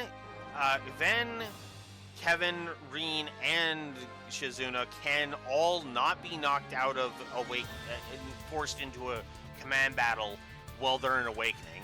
That's awesome. S-Break for the usual reasons. The Holocores as classes yet again. The short skills are still awesome. The arts plugins are still a triple. Both combat animations are a triple. I love the spell effects this time. And then, of course, there's all the S-crafts that I adore. Vandalize Raid X, Ignis Combat, Luminous Flux, X, I expect no less from Reen, let's be real. Spear of Ur is quicker because it needs to be, and yet is still awesome. Phoenix Dance and Brilliant Halo is a great heal, and I love it. Infinity Seeker, Knights of Arcadia, Dunamis Driver, Grand Grenade, cause duh, Nanapalooza. Yeah, Nanapalooza in specific. I'll mention this. I'll mention this briefly.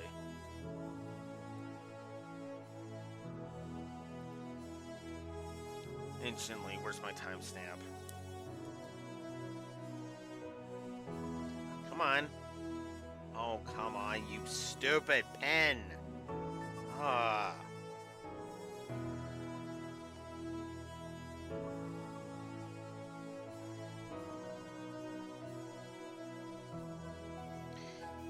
So, Nanapalooza is kind of just fucking hilarious. That's of course the the teddy bear army that she attacks her enemies with. That's why the document is like, what the fuck was that? Fucking hilarious. That's what that was. And then of course there's a duel for Rule. Great hint of Rufus's past, and adding Lapis to be adorable during it is just icing on the cake. Love that.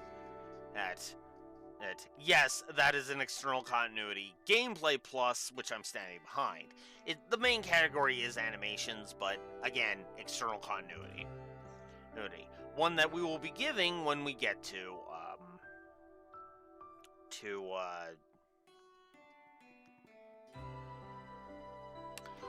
Fire Emblem Awakening. Don't know why I blanked on that so hard. Anyways, Azure Grarion NX. I'm a fee simp. What do you want from me? Rowdy Throttle. Yeah. Zeroth Gleam. Enough said again. Niflheim. That was cool. Flamma Midgard. Yep. Oh, no pun intended on Niflheim. Saith of Sulamian. I forget whose that is. I want to say that's Cosm's, but yeah, that was really cool. Yeah, that's Cosm's. Then there's Romance of the Four Beastums, Aaron's second S-Craft, which is also awesome. Yes, every time there's a flashy thing, I will give it props because of course I will. I did this in Final Fantasy. I did this in the. I'm gonna be doing this all over the place with everything else, Anyways, hi, Teeth Grindle. How are you? Seriously, well, it is called Bear the Nightmare here. It is the same craft as Daybreak 1 and 2, and as such, yeah, triple positive there. Then there's Field Combat Grendel. Yes, seriously. In Act 2, Van's Awakening is enhanced to where when he's in the Grendel, enemies cannot force command battles. Again, seriously. Seriously. Now, obviously you might think this conflicts with the earlier positive. No, I actually like Bleen as the Grendel for more than just that in this one.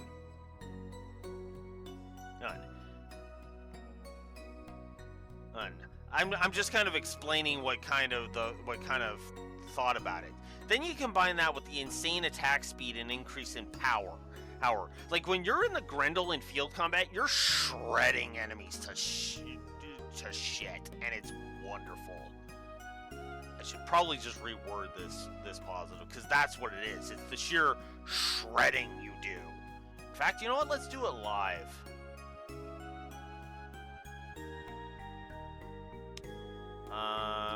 Instead of that,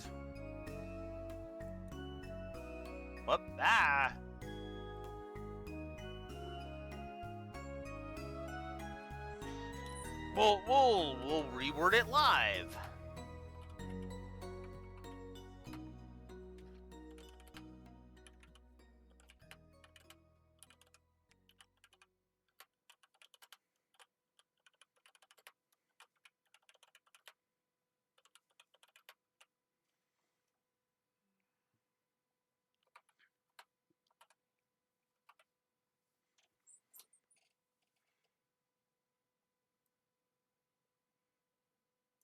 Wait, is it already done? Wow, we've been going for another hour. You've got to be kidding me. Thankfully, Horizon has 4 soundtracks, which is good. Jesus.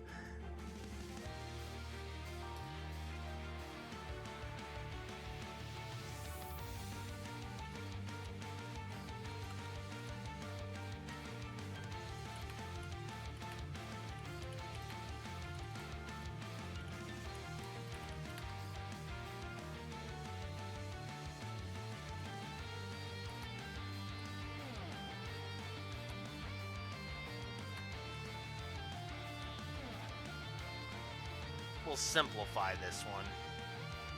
There we go. That makes a lot more sense. Fishing is as it was in Daybreak 2, and that's a good thing.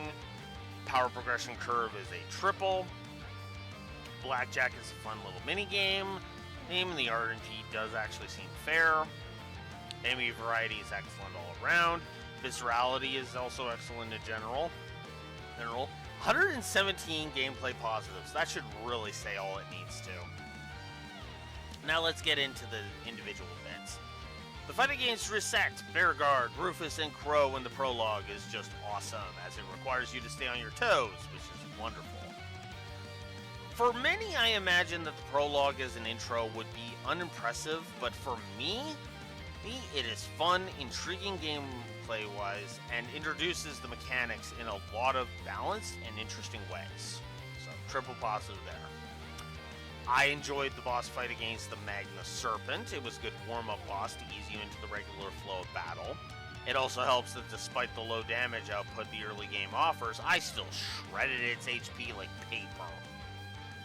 Veorg E+, it was an interesting fight, and I've heard the contamination effect is worse on higher difficulties, but that is thanks to the stat scaling more than anything.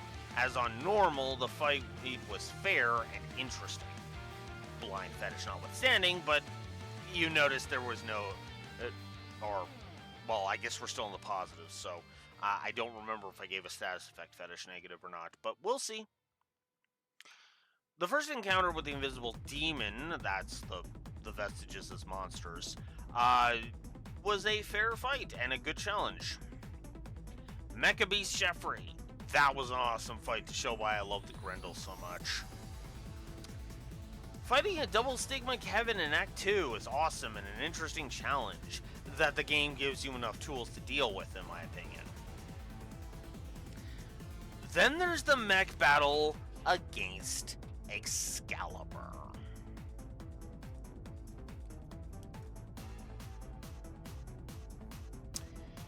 Oh boy, Excalibur. Oh, fuck. Fucking hell, Excalibur. The mech battle against Excalibur, where do I even begin? Let's start with the fact that the fight continues the tradition of the Daybreak arc not having high enemy HP. Not having high enemy HP feel like it. Seriously, she has 378,000 HP on normal, and yet I never felt like it was a slog. Hell, this fight even managed to make her getting a billion turns, well, her drones anyway, feel fair. How the fuck do you do that? No, seriously, how the fuck do you make the enemy getting 4 billion turns, something I have constantly bitched about in the entire series non-fucking stop, feel fair? Well, you make it so that you don't lose that much HP. I even say it in the document. I'll tell you how. By making the damage balanced. The intensity, the epicness, and the sheer unadulterated adrenaline I felt after can only be summed up by giving it a full 3 positives. And it's a caps lock on a full 3 positives. So you know I fucking enjoyed it. The fight against Ix in Act 2 was damn satisfying. Double positive there. The Drone Crystal minigame in Basel is fun. That's the one where you're playing as Clomsaleus and you're collecting shards around the Basel Institute. That was cool. I like that one. Class 7 versus Shizuna, Kuragane, Ashlad, and Kincaid. They fight you fair. Yes, even Shizuna. And even Shizuna's antics feel fair. I don't know how, but they feel fair. She doesn't feel like a cheap bitch. You know, if I had a nickel for every time Shizuna fought me, gave me a tough fight, but fought fair during said tough fight, I'd have 2 nickels, which is not a lot, but it's fucking weird that Shizuna did that twice to me. twice to me. Is she actually trying to seduce me? Well, whatever the fuck she's doing, it's working. Anyways.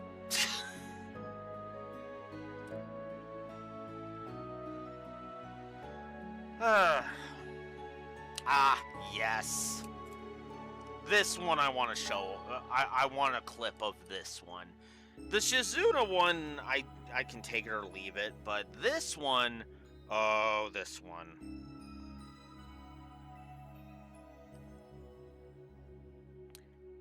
I'll know what I mean when I put it as Harwood, but the Harwood fight. So you'd think Harwood grabbing two of your party members at random to use against us would be a gimmick that I'd hate, and yet, no, this is actually pretty awesome. It adds tension, especially since one does not know who will be taken.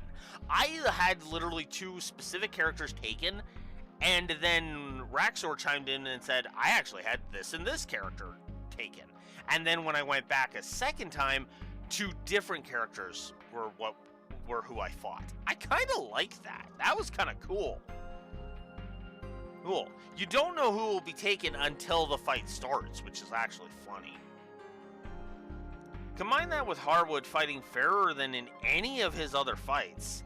It's too, which is just wow. Double positive there. Ulrika on the 6th domain is a fun fight. I just wish she'd fuck off with constant disorders and buffs, but whatever. Then there's the Black Grendel Zolga, which is yet another positive and negative situation. On the positive side, the fight is epic and mostly fun. It's just too bad Campanella is his usual a-hole self. And, well, this is a Grendel, so yeah, that turn count. Hope you like using ZOC in command battles.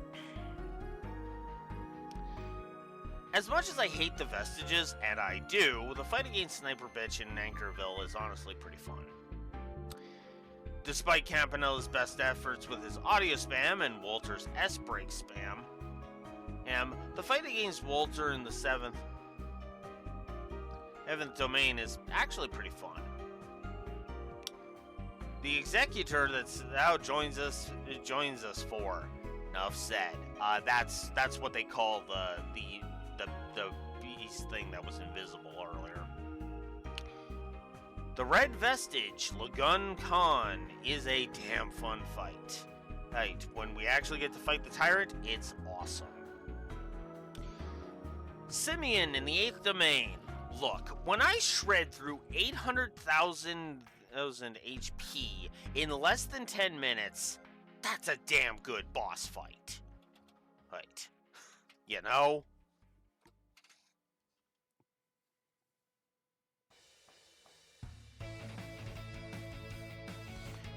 Then there's the Grim Garten.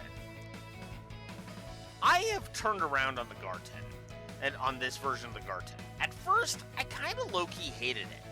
Now, it's the best part of the game, zero question. The kit, the hub, the dungeons, and especially the bosses are all at minimum good. I may have to expend the positives I gave the Reverie Corridor back in Trails into Reverie, because that and this are both awesome. For now, I'll go ahead and give the Grim Garten a triple positive. Ix and Melchior are together. This is in Act 3. That's a fun fight. Double positive there. Alexander, for some reason. And Viola, ditto. Renee and Kazum, that's a damn fun fight. And they weirdly fight fair. Well, with Gordius Guard anyway, but still, you know what? That's there as an option, so it's expecting you to have that. So, yeah, no, it's still a fair fight, triple positive. Okay, the Excalibur space fight, it is fun. A bit samey to the point that it would have been negative worthy if it had gone on any longer, though, to be fair. And despite the out-of-nowhere nature of it story-wise, Grendel Shaddaa is fun as hell to fight in all three of his phases. It's honestly epic. Epic enough, even from a story perspective. It might as well be Trails' Even if from a story perspective, it might as well be Trails as Necron from FF9. Still triple positive worthy, because that was still a fun fight. And New Game Plus for the usual reasons. Now let's move on to the negatives. 73 negatives to go through. Let's get on with it. I will try to spend as little time on this as possible because I'm already over the 2-hour mark. Eric, my God, this is taking forever. Yeesh, I knew this one would, but goddamn. The DLC practices, you know why it's there. They're overpriced, they're pay to win, and double negative. Moving on.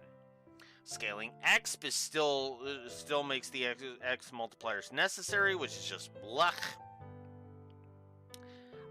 Changing my party loadout is just dickish constantly. I did give a status effect fetish negative. It's here to annoy me yet again. However, it never expanded past one negative this time, and I feel like I should explain that a little bit. I mentioned the blind fetish backup with Veorg E+, but I never felt like it ever kind of was constantly hammering me with status effects. It occasionally did, but it kind of just stopped after a while. A couple of fights did, but it never felt like that was the point. There was like one fight that I felt did that. However, what the game decided to annoy me with instead was audio spam. It's really bad here, and it's all over the place as it just becomes headache-inducing white noise after a while. However, instead of the usual general and specifics though, only the specifics bug me, starting with battle. The battle audio spam with characters having voice clips is just annoying. Then there's the treasure chests thing, even the dinky ones having callouts. Then there's the grim decryption, which acts as if the characters are idle on the field when you're in a menu, which is just... why? Ugh. Hey. Ugh.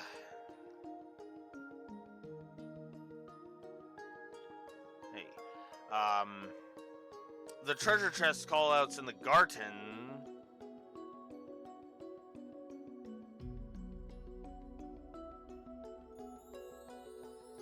That's overblown. That's overblown. Nuke. Give me a sec.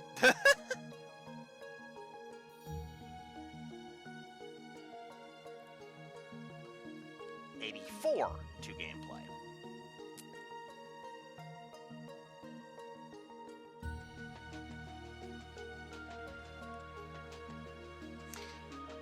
But yeah. Okay. So, and then now we move on to a primary optional.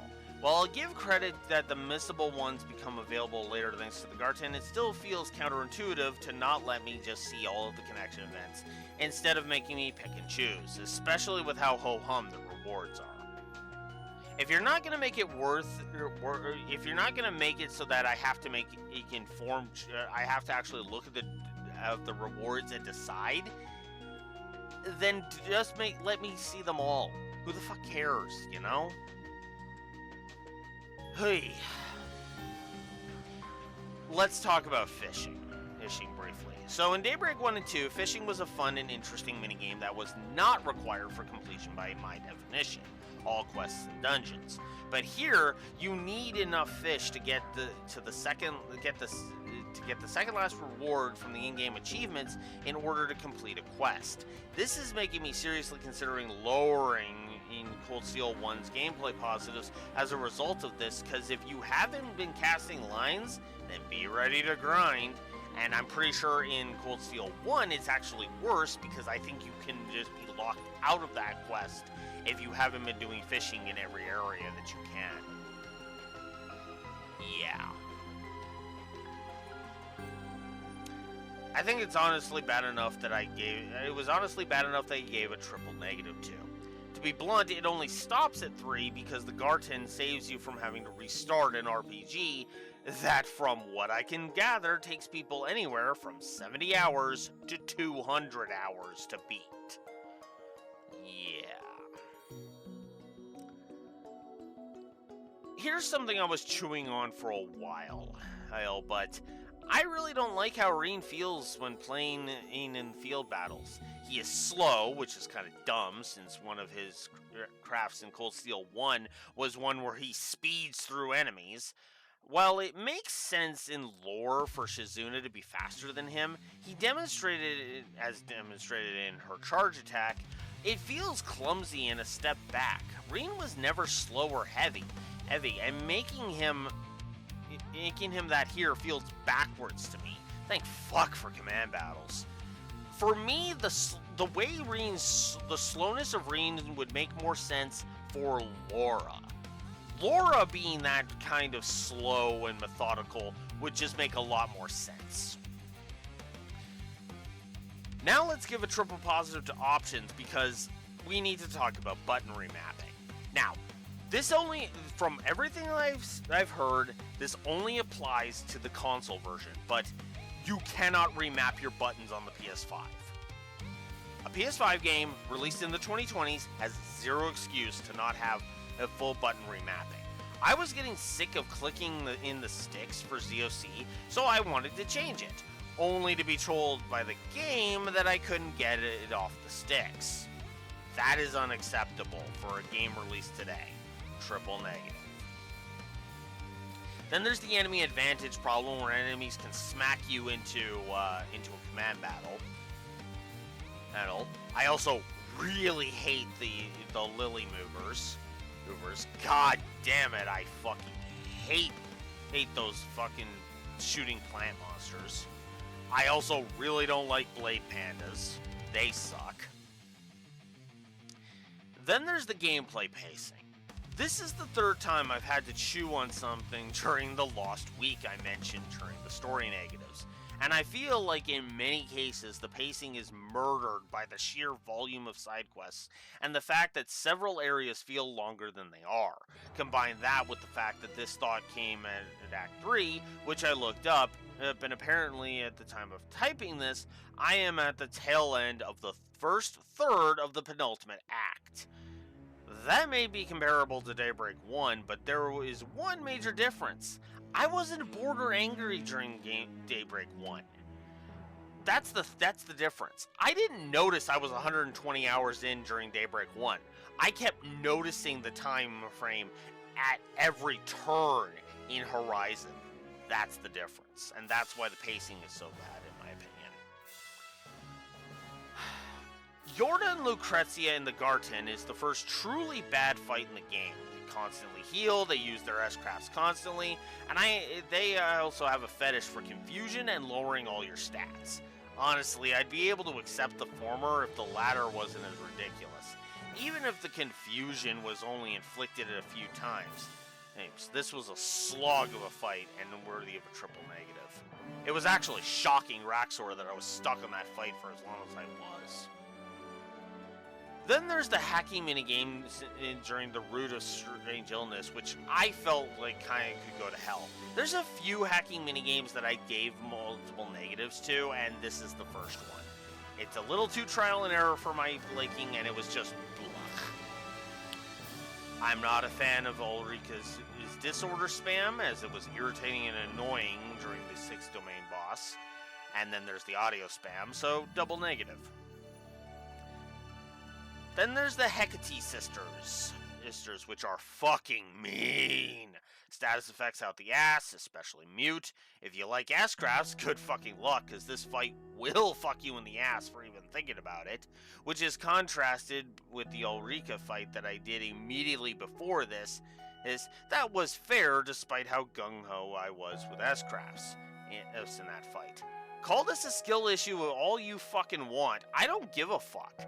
Because again, and I feel like if you're going to make a boss fight where a strategy is actually good and then immediately thrust me into one where that strategy will get you fucking mutilated, it feels kind of cheap. Oh hey, here's a boss where my physical attacks are doing incredibly well. Oops, the next boss that you have to fight immediately after it reflects physical attacks. Shin Megami Tensei is guilty of that one. Ugh. Then there's the counterfeit woman's stealth mission. Magusa? Oh, God.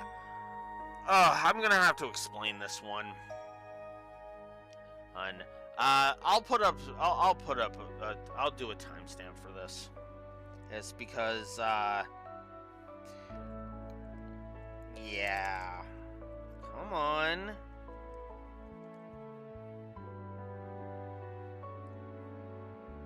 My God, this does not want to frickin' move. But yeah, no, that whole thing just feels like it cheats. It feels like it frickin' cheats, you know? Oh, it's constantly changing the rules. It's too damn easy to lose either from getting too close when she runs, and to the bullshit chase at the end, which is trial and error at its finest. I can applaud them for mixing it up, but they took it too far. What this needed at the bare minimum was to not be shit. Is more stealth sections that built up to this before Van's Act 3, by the way. Hey, so yeah.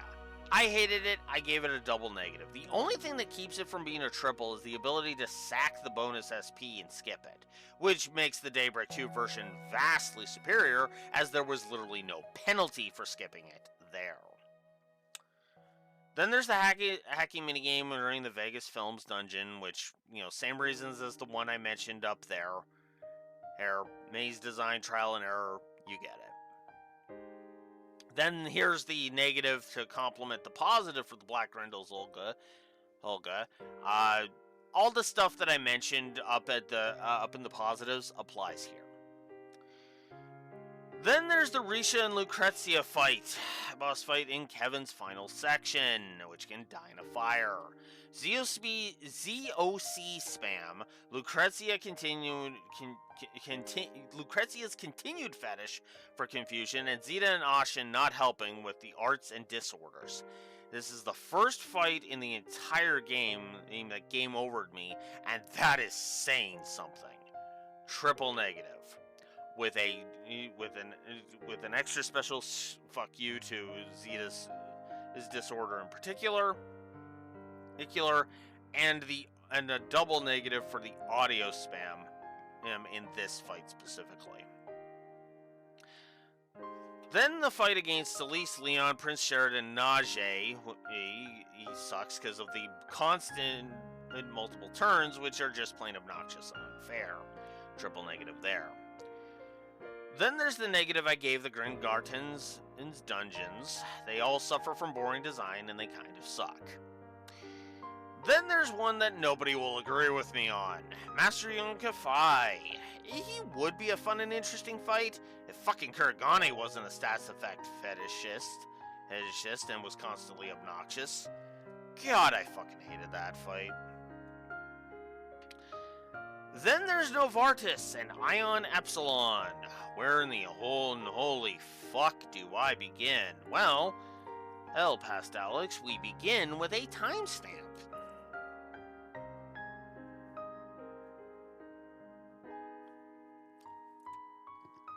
Because, oh my god.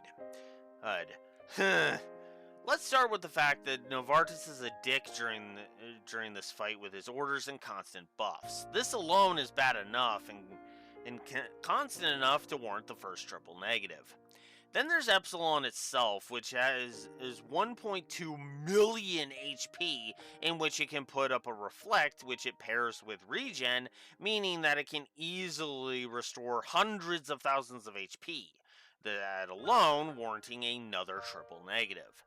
Then all of that is made even worse with Novartis not shutting the fuck up during the fight, which is a triple negative for audio spam there as well. God, I hated that. Then there's the final dungeon. I didn't like the final dungeon at all. I felt it was a triple negative. Good boss fights do not make a good dungeon. Sorry. I felt like there were several mechanics during it that should have been introduced dozens of hours prior. My opinion. Then there's the constant AoE spammers of enemy advantage hell on all three floors, which is really bad. So that was a triple negative. Then there was the encounter rate and enemy placement, because there are essentially the constant enemies that drain your HP fast. Ugh, and the mind fetish. Ugh, one final triple negative there. Despite all the awesomeness of both the space fight and the final boss, the final dungeon and how it is dragged out just make the outro, in my opinion, a triple negative. Ending us at 72 negatives. Oh my god. This is gonna be a goddamn nightmare to edit. And I have a freaking time limit on it too. That's the worst part right there. There is knowing I have a goddamn time limit. I gotta make sure that this thing gets edited by June and uploaded before June 9th. God damn it. And for the record, it's May 18th right now. Which means I have basically 3.5 weeks to get this done. My god. Now, it's a little more complicated than that, but there's complicated circumstances because that sounds like a long time, and it is, but whatever. I should have done this a lot sooner, but whatever.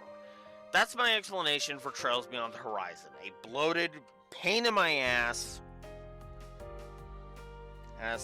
That I just, no. Sorry. But that is it. The next game on the docket for the rating video is Control. That'll be a much shorter rating video, I promise. Until next time, this is Blue Wolf Alex of the Lore Walkers signing out. Have a good one. See you in the next one.